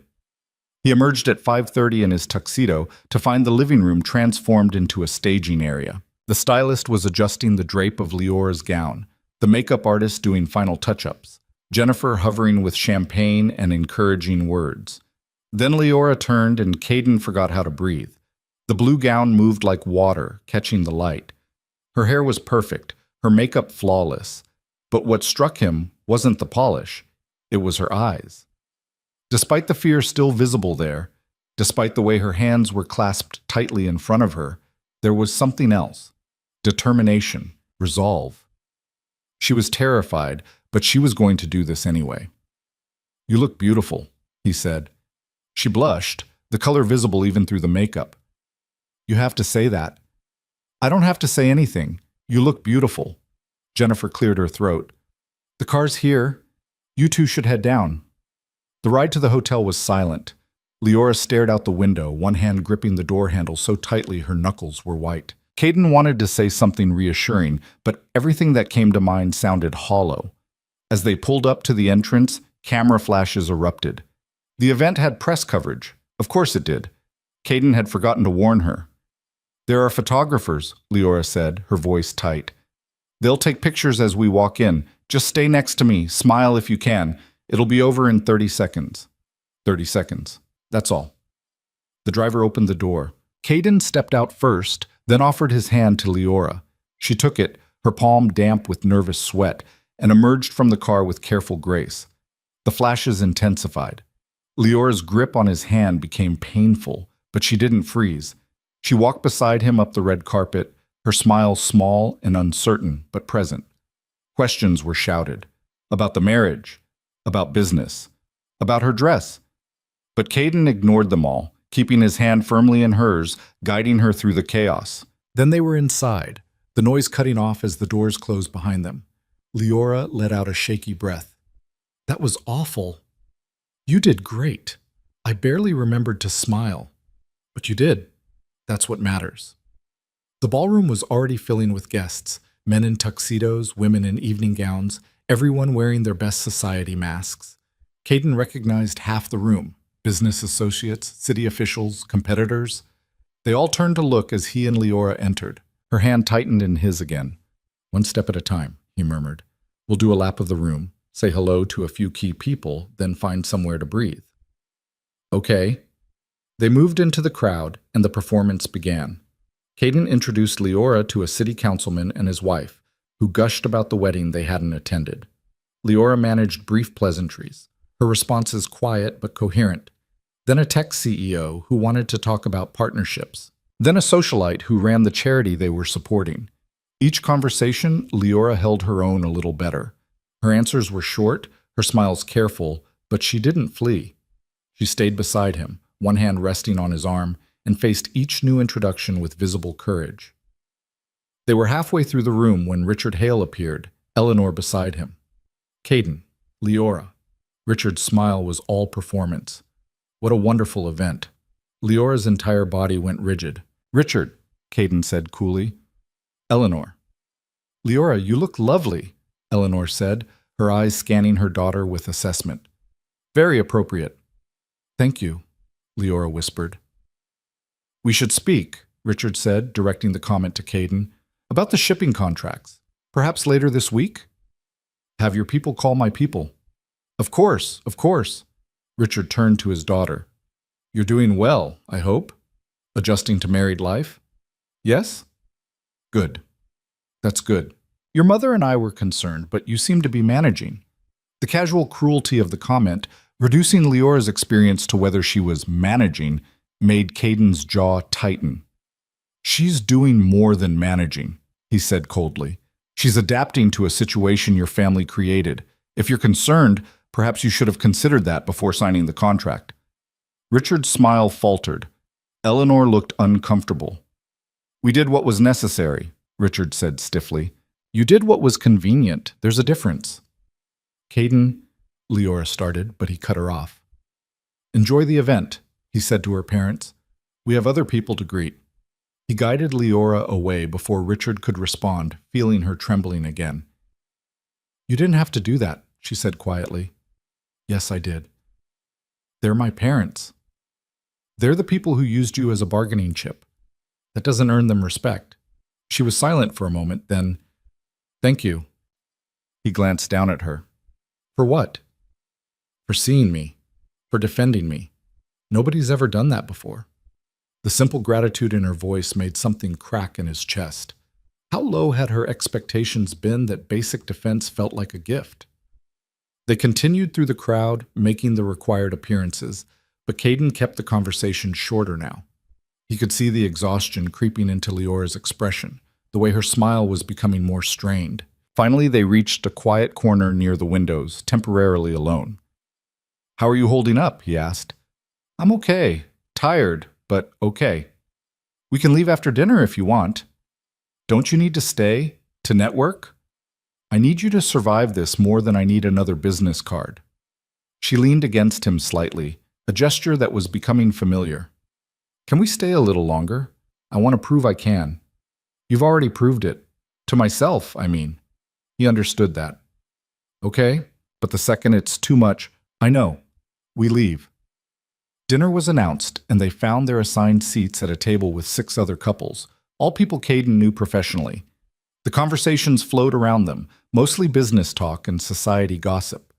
Leora sat quietly, listening more than speaking, but she answered when directly addressed, her responses getting more confident as the meal progressed. Caden found himself watching her more than engaging with the table conversation. The way she listened intently when someone spoke, the careful way she used her silverware, like she'd practiced, the small smile when someone made a joke, even if she didn't contribute her own. She was trying so hard. Halfway through the main course, the man across from them, a real estate developer named Harrison, addressed Leora directly. So, Mrs. Viral, how are you finding married life? Quite a change from Switzerland, I imagine. Leora's fork paused. It's an adjustment, but a good one. Living in the city? Must be quite different from what you're used to. Different, yes, but I'm learning to appreciate it. Your husband's quite the force in the business world. Are you planning to join him? Perhaps take on some charitable work? It was a trap question, asking if she planned to be useful or just decorative. Caden started to intervene, but Leora spoke first. I'm still finding my place, she said quietly. But yes, I'd like to contribute, once I better understand what's needed. Very diplomatic, Harrison said with a smile that didn't reach his eyes. Very honest, Caden corrected sharply. She's been married 2 months. Give her time to settle before expecting her to save the world.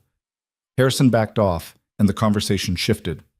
Under the table, Leora's hand found Caden's and squeezed once. Thank you. After dinner came speeches, charity representatives thanking donors, city officials praising generosity, the usual performance. Caden had heard variations of the same speech at 100 events. He clapped at the appropriate moments, smiled when expected, and thought about how much money he could donate to make this end faster.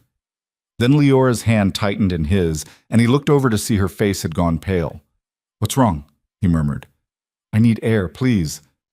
He stood immediately, helping her up. Excuse us, he said to the table, not waiting for responses. They navigated through the crowd to the terrace doors. Outside, the night air was cold and sharp, cutting through the warmth of the ballroom.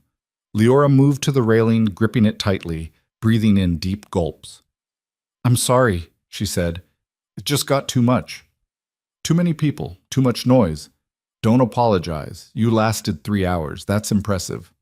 I wanted to make it to the end, but you made it far enough.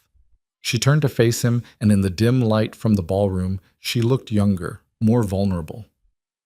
Did I embarrass you? No? Harrison thought I was useless. Harrison's an ass who's been bankrupt twice. His opinion is worthless. That got a small laugh out of her. You're very loyal. You're my wife. Of course I'm loyal. That's just the contract. It stopped being just the contract weeks ago. The admission hung between them, heavy with implication. Leora stared at him, and he saw something shift in her expression, surprise, hope, fear all mixed together. When? She asked softly. When did it stop being just a contract? Caden thought back over the past 2 months. The dinners, the conversations, the gradual comfort, the moment she'd fallen asleep on his shoulder in the library, the first time she'd smiled without fear, the way she looked in his t-shirts, the quiet presence that had somehow become essential to his life. I don't know, he admitted. Somewhere between you organizing my books and stealing my clothes. It just changed. For me too, she whispered. They stood there in the cold night air, the sounds of the gala muffled behind them, and Caden realized they were at a turning point. They could go back inside, finish the evening, pretend this conversation hadn't happened. Or they could acknowledge what was building between them, something that had started as obligation but was transforming into something else entirely, something that felt dangerously close to real. Before he could decide which path to take, the terrace doors opened and a group of guests spilled out, laughing and drunk. The moment shattered. We should go home, Caden said. Leora nodded, relief evident on her face. They made their excuses to the necessary people, collected their coats, and escaped to the car. The ride home was quiet again, but different from the tense silence of the arrival. This was comfortable, tired, but satisfied. You did amazing tonight, Caden said as the city lights blurred past. I survived. That's not the same thing. It is when survival was the goal. She leaned her head against the window, exhaustion catching up with her. What happens now? Now we go home. You take off that dress and those heels. We order terrible food and watch something mindless on TV. I meant with us. After tonight, after whatever that conversation was on the terrace. I don't know. That's honest, at least. Honest is all I've got right now. She smiled slightly. Then we'll figure it out together. Back at the penthouse, Leora disappeared to change while Caden ordered pizza, her request surprisingly. When she emerged in leggings and his t-shirt, hair down and face scrubbed clean, she looked more like herself than she had all night. They ate pizza on the couch, watching some action movie neither of them paid attention to, and somewhere around midnight, Leora fell asleep with her head on his shoulder.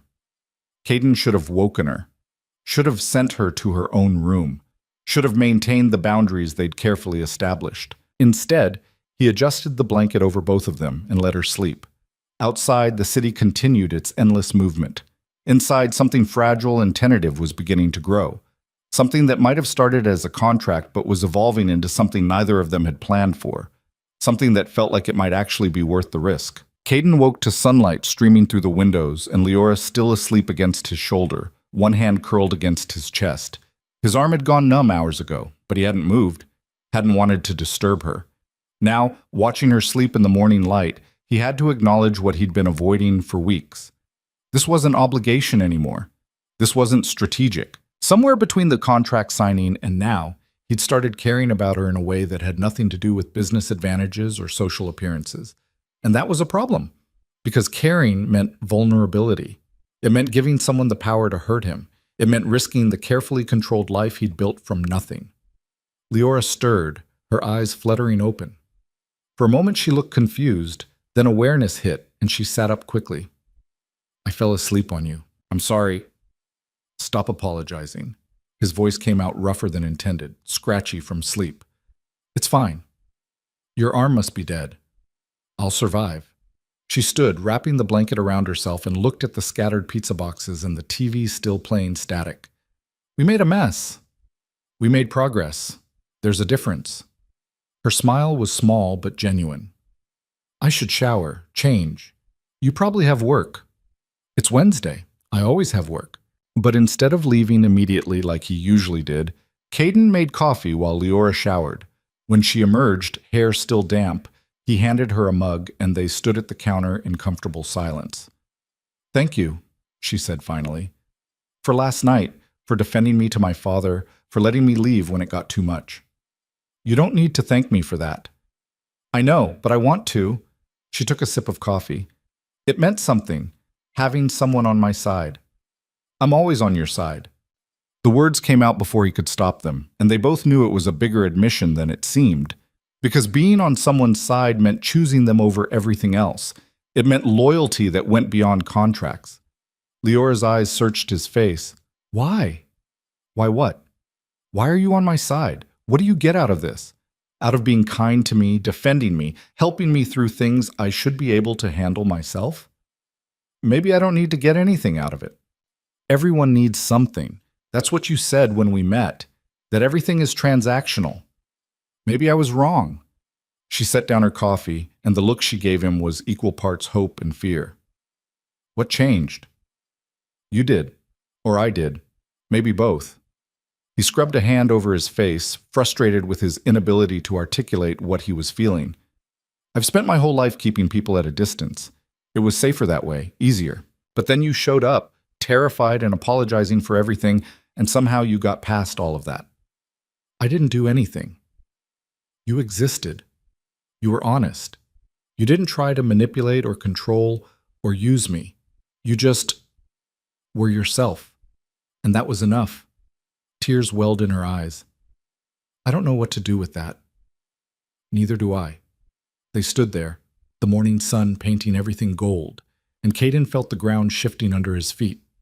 This was the moment. The point where they either acknowledged what was happening between them or pretended it wasn't. Before either could speak, his phone rang. Marcus. Caden almost ignored it, but old habits died hard. "I need to take this." Leora nodded, understanding. "I'll be in the library." The call was about the Vancouver deal, complications with zoning, resistance from local competitors. It required his full attention, dragged on for an hour, and by the time he finished, Leora had retreated completely into her books, and the moment was gone. He left for work, feeling like he'd missed something important. The next few days fell into an uneasy rhythm. They were careful around each other, polite and considerate, but something had shifted. Conversations that used to flow easily now felt weighted. They were both aware of what had been said, and what hadn't been said, on the terrace and in the kitchen.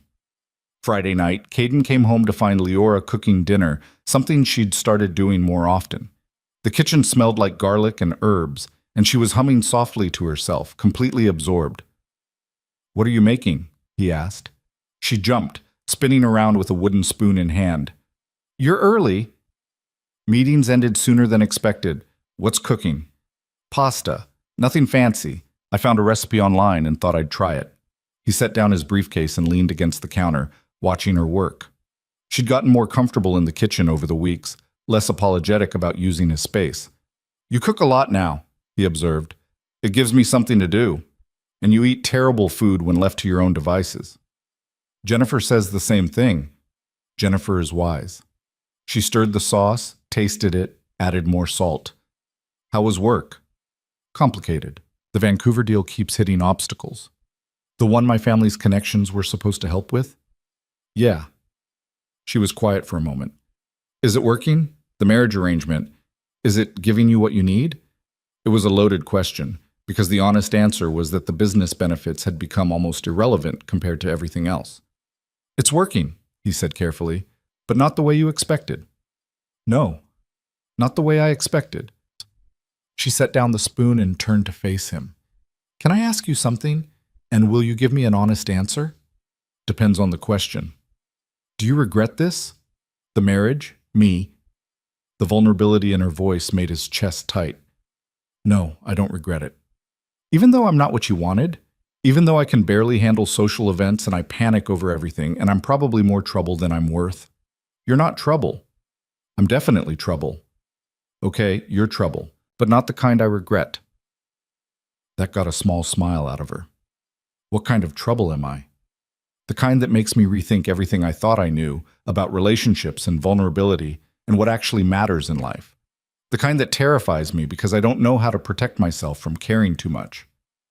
"The complicated kind," he said instead. "You say that a lot." "It's accurate a lot." She turned back to the stove, but he could see the smile still on her face. "Dinner's almost ready. You should change. Get comfortable." He did, returning in jeans and a t-shirt to find the table set and Leora serving pasta onto plates. They ate together, talking about small things, books she was reading, funny things Jennifer had said, a documentary she'd watched. It was domestic and ordinary and nothing like the life Caden had imagined for himself. It was also the best part of his day. After dinner, they cleaned up together, falling into an easy rhythm of washing and drying. Leora was humming again, that same soft melody from earlier, and Caden found himself studying her profile in the kitchen light. "What?" she asked, catching him staring. "Nothing." "That's not nothing. You're looking at me weird." "I'm not looking at you weird." "You are. You have that intense expression, like you're trying to figure something out." She wasn't wrong. He was trying to figure out how someone so terrified and uncertain had become the center of his carefully controlled world. "I'm just thinking," he said. "About?" "About how I don't want this to be fake anymore. About how somewhere between the contract and now I stopped pretending and started wanting this to be real." "About work," he lied. She didn't believe him. He could see it in her eyes, but she let it go. They moved to the living room, settling on opposite ends of the couch with the comfortable distance they'd maintained since the gala. But it felt wrong now. Too much space. Too much caution. "Can I ask you something else?" Leora said after a while. "You're full of questions tonight. I'm trying to understand you." "Good luck with that. I barely understand myself." She smiled. "What happens when the contract ends? When we've fulfilled the terms?" It was a question Caden had been avoiding. The marriage contract had a clause. After 2 years, either party could dissolve the arrangement with 6 months' notice. He'd insisted on the exit strategy, convinced he'd need it. Now the thought of Leora leaving made something in his chest constrict painfully. "I don't know," he admitted. "Do you want it to end?" "Do you?" "I asked first." "I don't know," he said again. "A few months ago, I would have said yes. Now it's complicated." "Exactly." She pulled her knees up to her chest, wrapping her arms around them. "I think about it sometimes. About what happens if we decide this isn't working, if we go our separate ways. And it makes me sad. Which is stupid, because this was never supposed to be permanent. It was business. But now it feels like more than that, and I don't know what to do with that feeling. Caden moved closer, closing the distance between them. What do you want it to be? I don't know.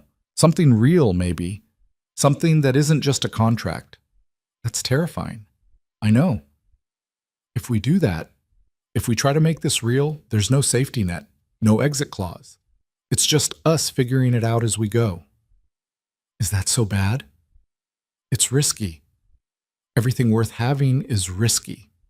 He looked at her, really looked at her, and saw someone completely different from the terrified girl who'd stood in his office 3 months ago. She was still shy, still anxious, still apologized too much. But there was strength there now, courage, the kind of courage it took to suggest turning a business arrangement into something genuine. I'm not good at this, he said. At relationships. At being vulnerable. Neither am I. We can be bad at it together. That's not exactly a ringing endorsement. It's honest. That's better. She reached out, her hand finding his, and the simple touch felt monumental, like they were standing at the edge of something huge and choosing to jump together. Okay, Caden said. Let's try. Try what? Being real, being us, whatever that looks like. Her smile was brilliant and terrified and hopeful all at once. Okay. They sat like that for a long time, hands linked, not needing to fill the silence with words. Outside, the city moved through its endless cycles. Inside, something was beginning that neither of them knew how to name. The weekend arrived with unexpected warmth, the first real hint of spring. Leora suggested a walk through the city, something they'd never done together. Caden, who normally spent weekends working, found himself agreeing. They walked through neighborhoods he rarely visited, Leora pointing out small things, a bookstore with a cat in the window, a cafe with good pastries, a street musician playing saxophone. She was more animated than he'd seen her, talking about books and ideas and observations about the city. You've been exploring, he said. I had to do something while you were at work. I can't organize books forever. Where else have you been? Museums, parks, little restaurants. There's this whole city out here, and I never really got to see it before. My family kept me pretty sheltered. I noticed. I think they were worried I'd embarrass them if I went out in public too much. I was always the quiet one, the one who didn't fit. You fit fine. I fit with you. That's different. They stopped at a small park, sitting on a bench and watching people pass by. Families with children, couples holding hands, elderly men playing chess at stone tables. Normal life, the kind Caden had been too busy building his empire to notice. Do you ever think about what you'd do if you weren't working all the time? Leora asked. No. That's sad. You keep saying that. Because it keeps being true. She leaned back, face tilted toward the sun. If you could do anything right now, anything at all, what would it be? I'm doing it. She opened one eye to look at him. Sitting on a bench? Sitting with you, not thinking about work, just existing. That's very unlike you. I know. I like it. Me too. They stayed until the sun started to set, then walked home slowly, taking the long route. When they got back to the penthouse, Leora disappeared to change while Caden ordered dinner. She emerged in soft clothes, hair loose, looking relaxed in a way that made his chest tight. They ate on the couch again, closer this time, their shoulders touching, watching some mindless show neither of them cared about. This is nice, Leora said quietly. What is? This. Us. Just being together without it being a performance. We've done this before. It feels different now, since we decided to try. She was right. Everything felt different. The same actions, eating together, sitting close, talking, had new weight now that they'd acknowledged what was happening between them. Caden shifted, putting his arm around her shoulders. She leaned into him naturally, fitting against his side like she belonged there. Is this okay? He asked. More than okay. They stayed like that through 2 more episodes of the show, comfortable and quiet. When Leora started to doze off, Caden didn't wake her, just adjusted so she was more comfortable and let her sleep. He should have been working, should have been reviewing contracts or planning strategies or handling the 100 other things that demanded his attention. Instead, he sat on his couch with his wife sleeping against him and realized this was exactly where he wanted to be. Monday brought reality crashing back. Marcus called with urgent news. One of Caden's competitors was making a move on the Vancouver deal, using connections and leverage to undercut his position. It required immediate attention.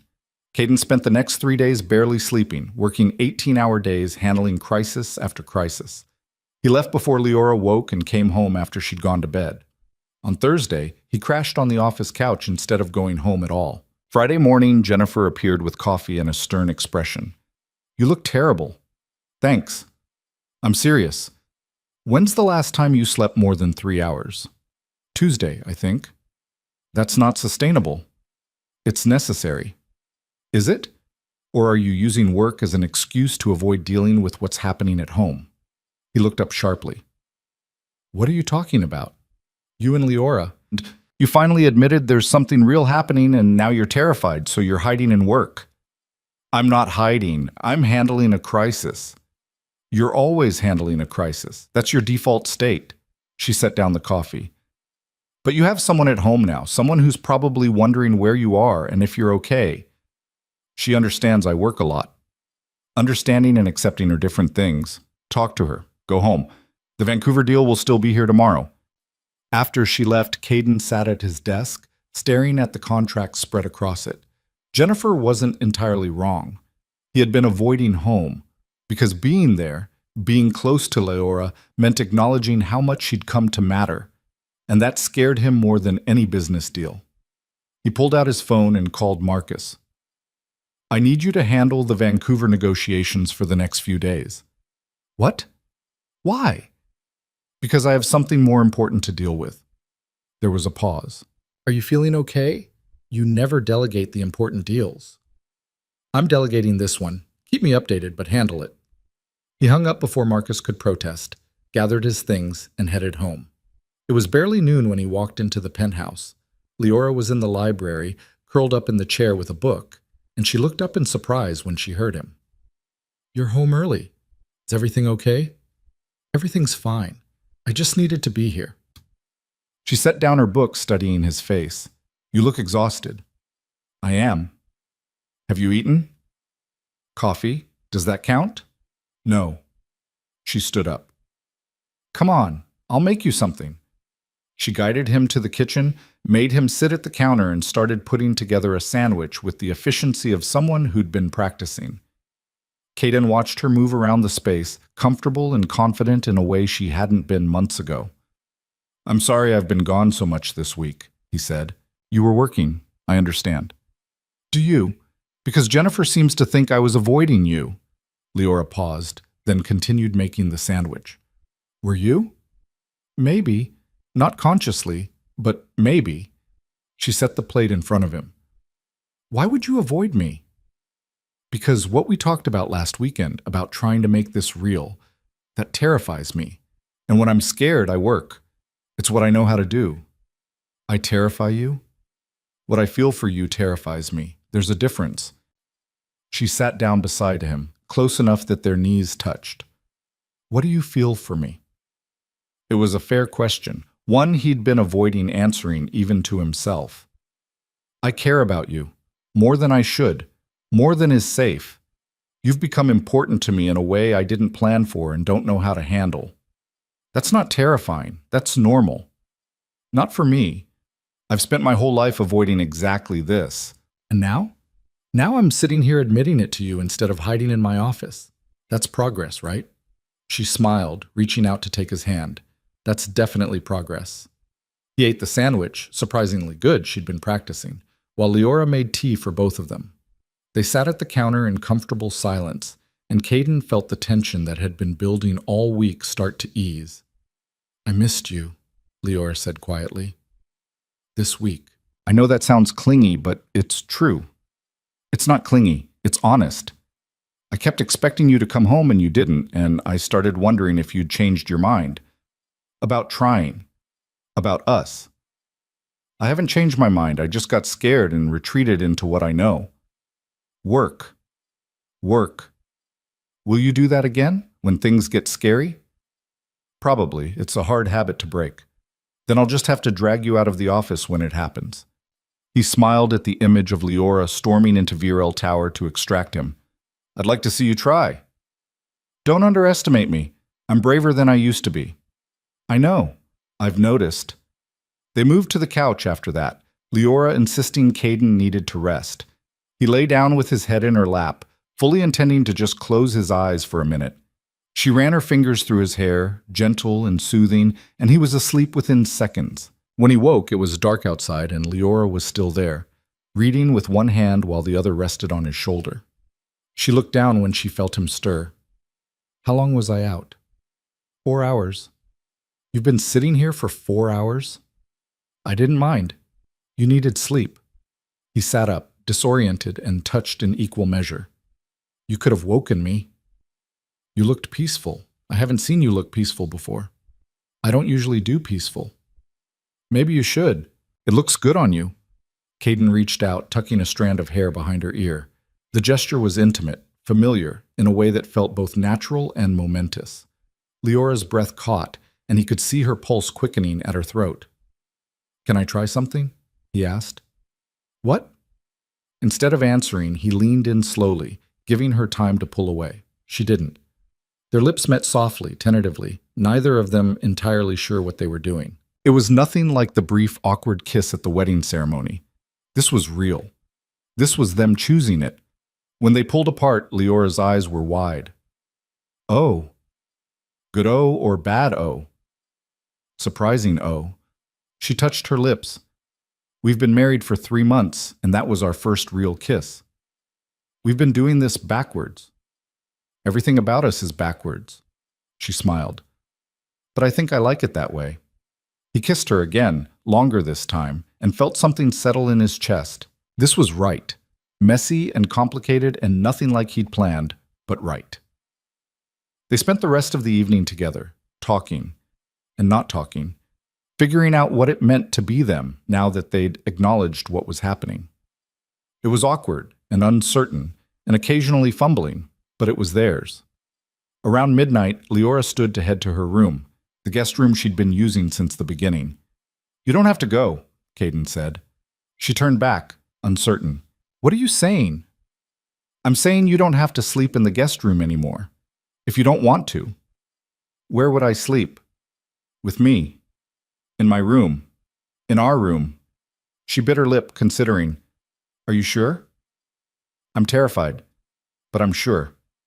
Me too. Terrified and sure. Then we'll be terrified together. She smiled and took his hand, and they walked to his room, their room now, together. Nothing happened that night beyond sleeping in the same bed, her curled against him, his arm around her waist. But it felt significant anyway, like they'd crossed another line, burned another safety net. They were all in now. And despite the fear, despite the uncertainty, despite every rational argument for why this was a terrible idea, Caden found himself hoping it would work. Because somewhere between the contract signing and now, Leora Hale had stopped being an obligation and become the person he wanted to build a life with. And that was worth risking everything. The next morning, Caden woke to find Leora already awake, watching him with an expression he couldn't quite read. What? He mumbled, voice rough with sleep. Nothing. Just, this is real now, isn't it? Yeah, it's real. She smiled, small and uncertain. I keep expecting to wake up and find out it was all in my head, that you didn't actually mean any of it. I meant it. He pulled her closer. All of it. They stayed in bed longer than either of them usually did, talking about nothing important, learning how to exist in this new space they'd created. Eventually, hunger drove them to the kitchen, where they made breakfast together, Leora cooking eggs while Caden burned toast and made terrible coffee. We're domestically incompetent, she observed. Speak for yourself, my coffee is fine. Your coffee tastes like motor oil. You drink motor oil frequently? She laughed, and the sound filled the kitchen with warmth. I'm just saying Jennifer's right. You need supervision. Lucky I have you then. The words came out easily, naturally, and they both paused at the implication. Lucky I have you. Not as a contract obligation or a business arrangement, but as a partner, as someone who belonged in his life. Leora's smile turned soft. Yeah, lucky. The weekend passed in a haze of ordinary moments that felt extraordinary because they were choosing them together. They walked through the city again, visited a bookstore where Leora spent an hour browsing while Caden pretended to be impatient but secretly enjoyed watching her deliberate over paperbacks. They cooked dinner together, another semi-disaster that ended in laughter and takeout.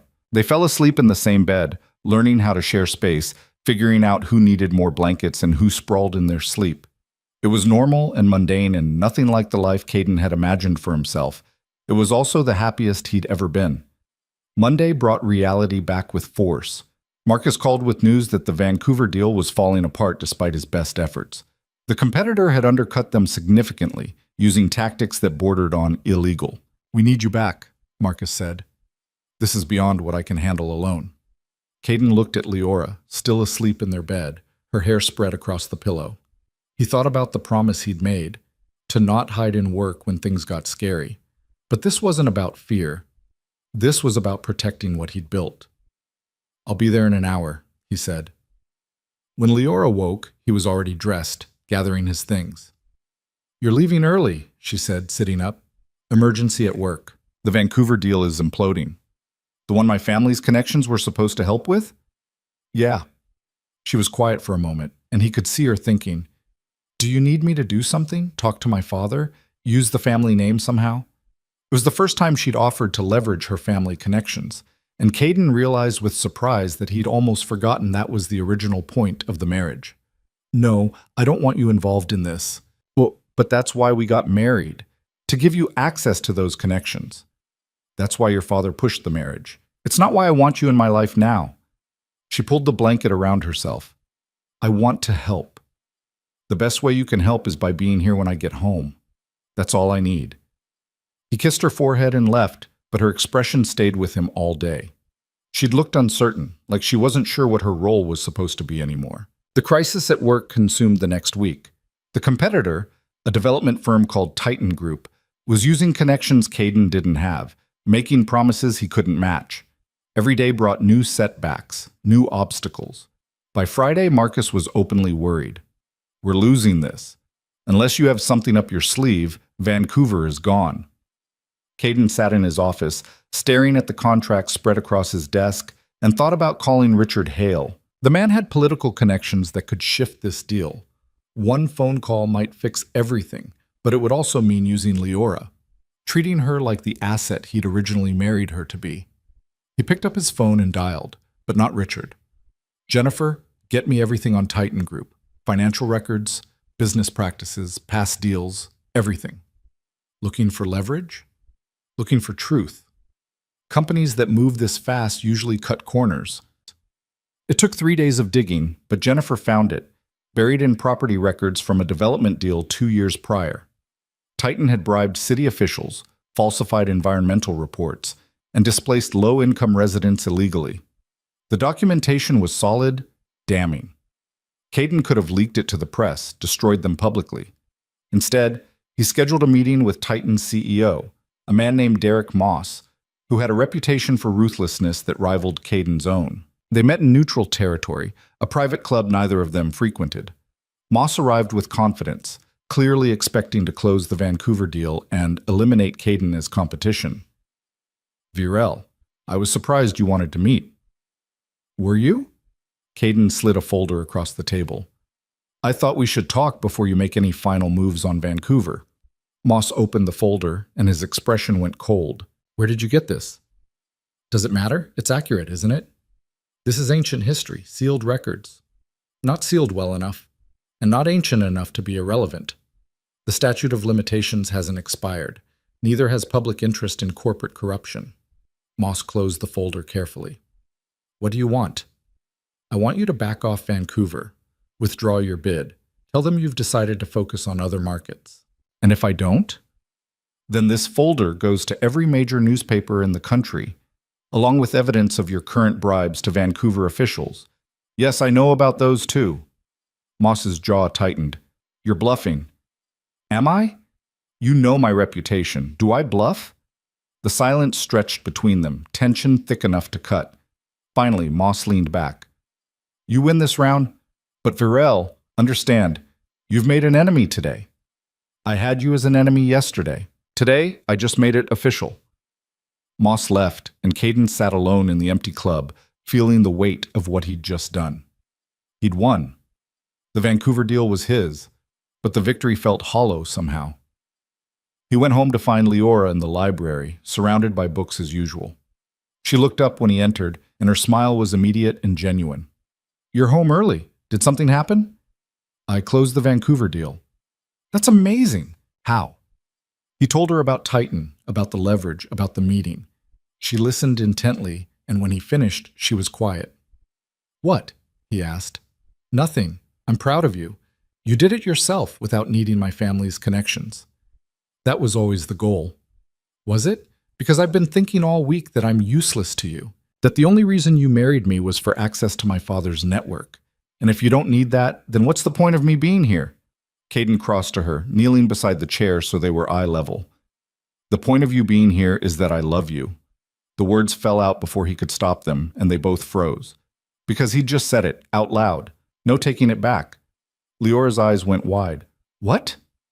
"I love you. That's the point. That's why you're here. Not because of your family or their connections or any business advantage. Because you matter to me more than any deal." Tears spilled down her cheeks. "You love me?"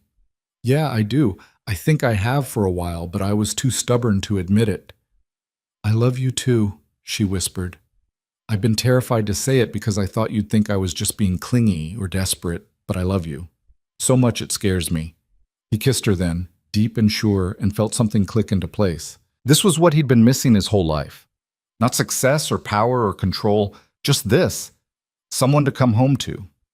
Someone who saw past the ruthless businessman to the person underneath. Someone who loved him anyway. When they pulled apart, Leora was crying and smiling at the same time. "What do we do now?" "Now we figure out what happens next, together. No more hiding in work when things get scary. I'll try. No promises I won't backslide occasionally. And I'll try to be braver, to not apologize for existing."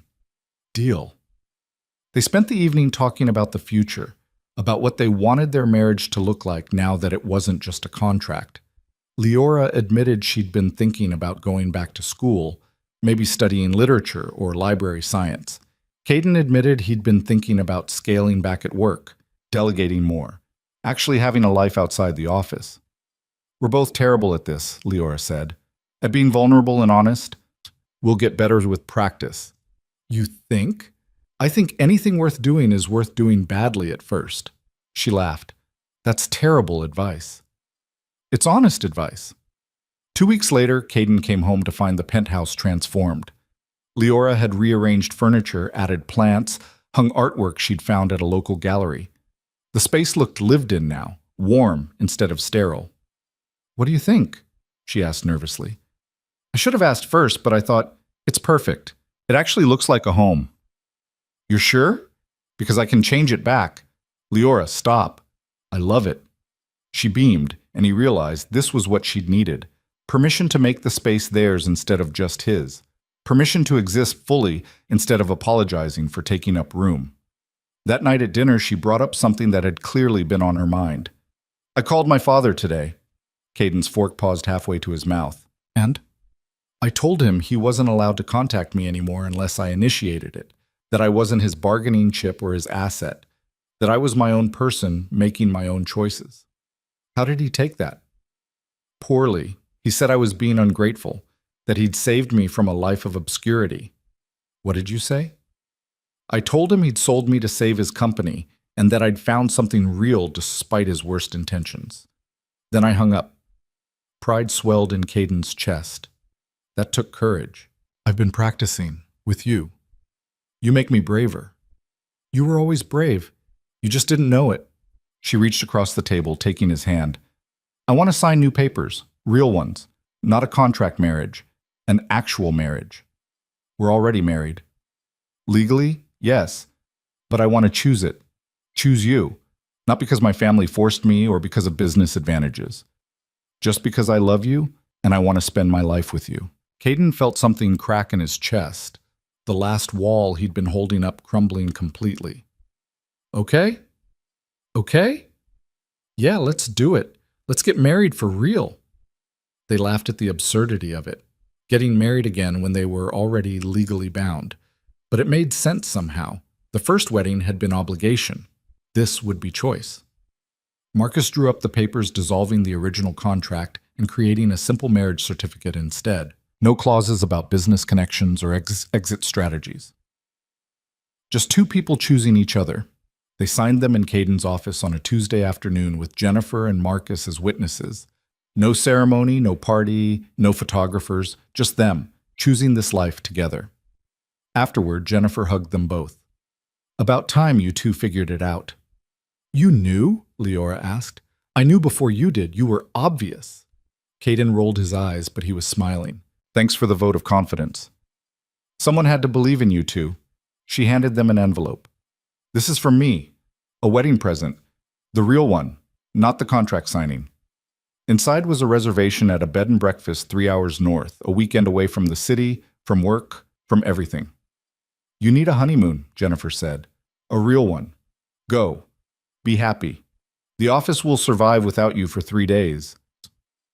That weekend, they drove north into wine country, staying at a small inn surrounded by vineyards. They walked through rows of grapes, ate meals on a terrace overlooking rolling hills, talked about everything and nothing. On their last night, lying in bed in a room that smelled like lavender, Leora turned to face him. "Are you happy?" she asked. "Yeah, I am." "Me too. I didn't think I could be, but I am." "What changed?" "I stopped being afraid. Or maybe I'm still afraid, but I stopped letting fear make my decisions." "That's brave." "I learned from the best." He pulled her closer, breathing in the scent of her shampoo. "I don't deserve you." "Probably not, but you're stuck with me anyway." "Good." They fell asleep like that, tangled together, and Caden thought about how different his life was from what he'd planned. He'd built an empire on ruthlessness and calculation. He'd married Leora as a business strategy. He'd expected nothing but complications. Instead, he'd found someone who made him want to be better, who saw through his walls to the person underneath, who loved him not despite his flaws, but including them. Back in the city the following week, life settled into a new rhythm. Caden started leaving work at 6, coming home to dinners with Leora. She enrolled in graduate classes, studying literature like she'd always wanted. They hosted their first dinner party, just Jennifer and Marcus and a few other friends. And Leora navigated it with grace, no longer the terrified girl who couldn't meet anyone's eyes. 3 months later, Caden made a decision that shocked everyone, including himself. He promoted Marcus to CEO of Virel Enterprises, stepping back to chairman of the board. He'd still have control, still make major decisions, but the day-to-day operations would be Marcus's responsibility. "Are you sure about this?" Marcus asked. "This company is your life." "It was my life. Now I have other priorities."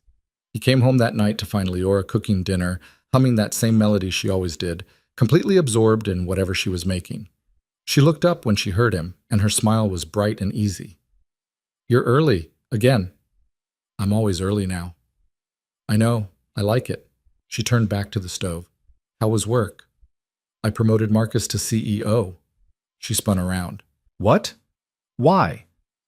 "Because I don't want to spend 18 hours a day at the office anymore. I want to be here, with you, building a life that's about more than business deals and corporate wins." Tears filled her eyes. "You did that for me?" "I did it for us, for the life I want us to have." She crossed to him, wrapping her arms around his waist. "I love you." "I love you too. What will you do with all that free time?" "I have some ideas. Thought maybe we could travel. See places that aren't conference rooms and hotel ballrooms. Maybe start a foundation. Use some of the money I've made to actually help people instead of just accumulating more." "That sounds perfect." "You'll help me run it?" "Of course." They started planning that night, a foundation focused on helping young people from difficult backgrounds access education and opportunities. Leora threw herself into the work with passion, her shyness fading when she talked about the mission. She was brilliant at it, seeing connections and solutions Caden missed. Watching her present their first proposal to potential donors, confident and articulate, Caden barely recognized the terrified girl from their wedding. She'd grown into herself, found her voice, discovered strength she never knew she had. A year after they signed the real marriage papers, they hosted an event for the foundation's launch. The ballroom was full, not of business associates and politicians this time, but of educators, students, community leaders, people whose lives would be changed by what they were building. Leora gave a speech about second chances, about how one opportunity could transform a life. She spoke from experience about being invisible in her own family until someone saw her as more than an asset. She didn't name Caden, but everyone knew who she meant. Afterward, as they stood together watching the celebration, Caden took her hand. "You were amazing up there." "I was terrified. Couldn't tell." "Good. That means I'm getting better at faking it." "You're not faking anything. You're just being yourself." She leaned against him. "Do you ever think about how this started? How terrified I was? How much you resented the whole arrangement?" "Sometimes. And I'm grateful. For all of it. Even the hard parts. Because they led us here." "Me too." Richard Hale showed up unexpectedly, Eleanor beside him. Caden tensed, but Leora squeezed his hand. "It's okay. I can handle this." They approached, Richard wearing his best political smile. "Leora, Caden, wonderful event." "Thank you," Leora said coolly. "We're very proud of what you've accomplished. The foundation is admirable work." "We're proud of it too."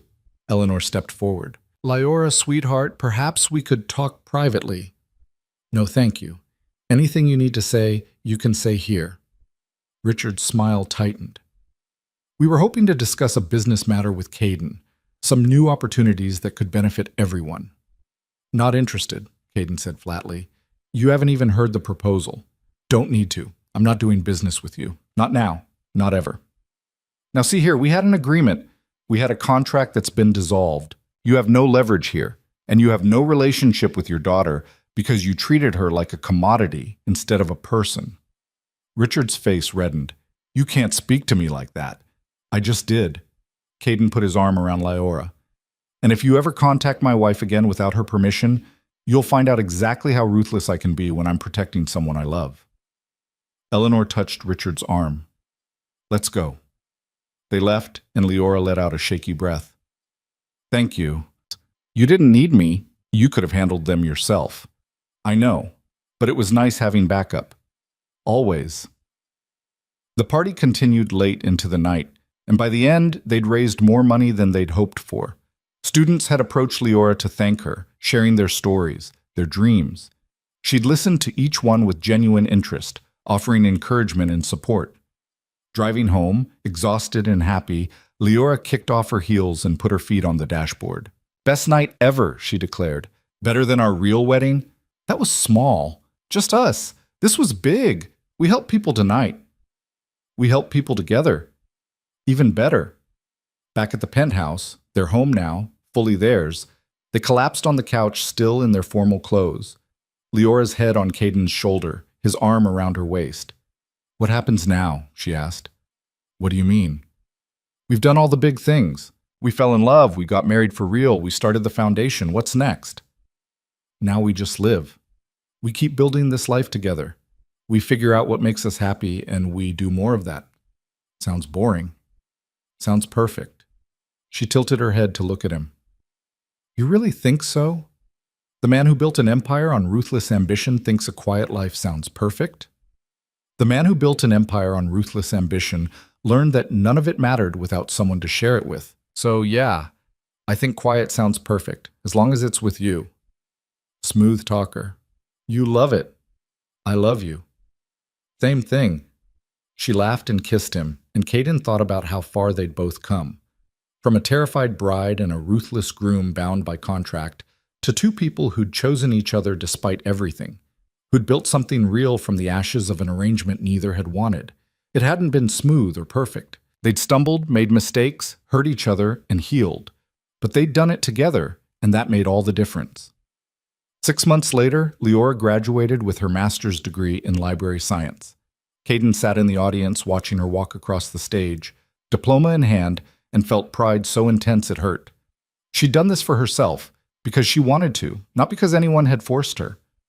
After the ceremony, she found him in the crowd, and her smile was radiant. "I did it." "You did it? I'm a librarian now, officially. The hottest librarian I've ever seen." She laughed. You're biased. Extremely.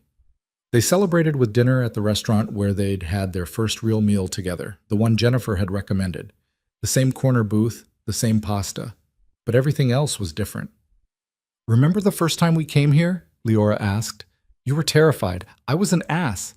You were trying. That's what mattered. I had no idea what I was doing. Neither did I. We figured it out together. We did.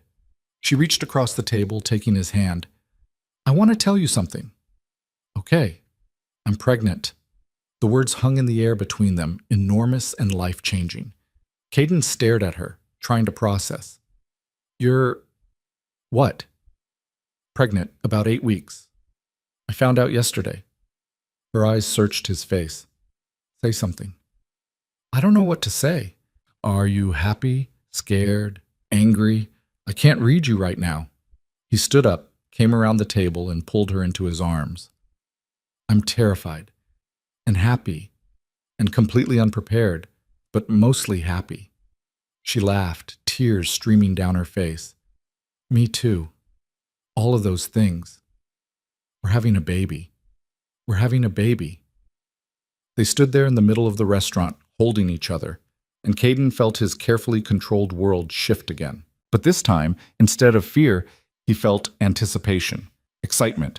The future stretching ahead of them wasn't what he'd planned when he signed that contract. It was better. 8 months later, Leora went into labor on a Tuesday afternoon. Caden, who had negotiated million-dollar deals without breaking a sweat, completely fell apart. He forgot the hospital bag, ran 3 red lights, called Marcus instead of the doctor. You're panicking, Leora said, somehow calm despite the contractions. I'm not panicking. You just called Marcus. Why did you call Marcus? I don't know. I panicked. She laughed, which turned into a groan. Okay, focus. Hospital. Now. 17 hours later, Caden held his daughter for the first time. She was tiny and red-faced and screaming, and he'd never seen anything more perfect. We made this, he said, awed. I did most of the work, Leora pointed out, exhausted but smiling. Fair point. They named her Emma, and she immediately took over their lives completely. Caden, who had built an empire on ruthlessness and control, was utterly helpless against a 7-pound infant. He took paternity leave, something he never would have considered before. He changed diapers, mastered swaddling, learned to function on 3 hours of sleep. Leora watched him rock Emma at 3 in the morning, singing off-key lullabies, and fell in love with him all over again. You're a natural, she said from the doorway. I'm a disaster. I can't get her to stop crying. She's a baby. Crying is her job. I feel useless. Join the club. I've felt useless since she was born. You're amazing. I'm the one who has no idea what I'm doing. We're both amazing, and we both have no idea what we're doing. That's parenthood. Emma finally fell asleep, and Caden carefully placed her in the bassinet. He and Leora stood watching her sleep, their fingers intertwined. We did good, Leora whispered. We did. Think we can do it again? He looked at her sharply. Again? Not right now. Eventually. Maybe. You want more kids? I want more of this. More of us. More of the family we're building. Caden pulled her close, breathing in the scent of her hair. Okay? Eventually. After we figure out how to keep this one alive. Deal. Years passed in a blur of milestones and ordinary moments. Emma's first steps, her first day of school, the birth of her brother James 2 years later, family dinners and bedtime stories and school projects, the foundation growing, helping hundreds of students, Caden learning to delegate more, to be present, to choose family over work every single time. Leora blossomed into the person she was always meant to be, confident, articulate, passionate about the work they were doing. She still had moments of anxiety, still occasionally apologized for things that didn't need apologies. But she'd learned to catch herself, to be gentle with her own imperfections. On their 10th anniversary, they went back to the bed and breakfast where they'd spent their real honeymoon. The same room, the same view of the vineyards.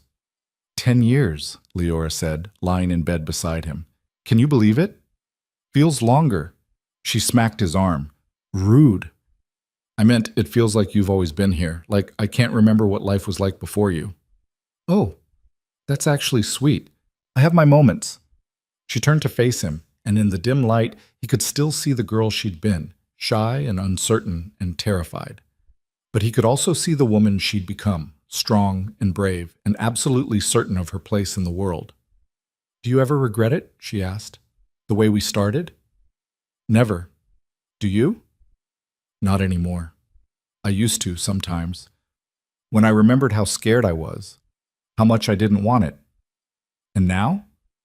Now I think maybe it was meant to happen that way. Maybe we both needed to start from zero to build something real. That's very philosophical. I'm a librarian. We're philosophical. He laughed and pulled her closer. I love you, in case I don't say it enough. You say it constantly. Good, because it's true. I love you too, even when you're impossible. Especially when I'm impossible. Especially then.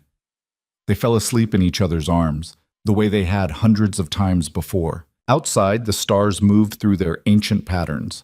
Inside, two people who had started as strangers bound by contract had built a life neither had imagined. It wasn't perfect. They still fought occasionally, still frustrated each other, still had moments of doubt and fear. But they'd learned to navigate those moments together, to choose each other even when it was hard. Because that's what love was. Not the easy moments, but the choice to stay even when things got complicated. The choice to build something together, piece by piece, day by day. Caden Varel had built an empire on ruthless calculation and cold decisions. But his greatest achievement wasn't any business deal or corporate victory. It was choosing to let someone in, choosing vulnerability over control, choosing love over safety. And Leora, who had started as a terrified bride forced into an impossible situation, had found her own strength. She'd learned that being quiet didn't mean being weak, that being kind didn't mean being helpless, that she could be shy and brave at the same time. Together, they'd transformed a contract into a partnership, an arrangement into a marriage, an obligation into a love story. Not because it was easy, but because they'd chosen it, every day, over and over again, and that made all the difference.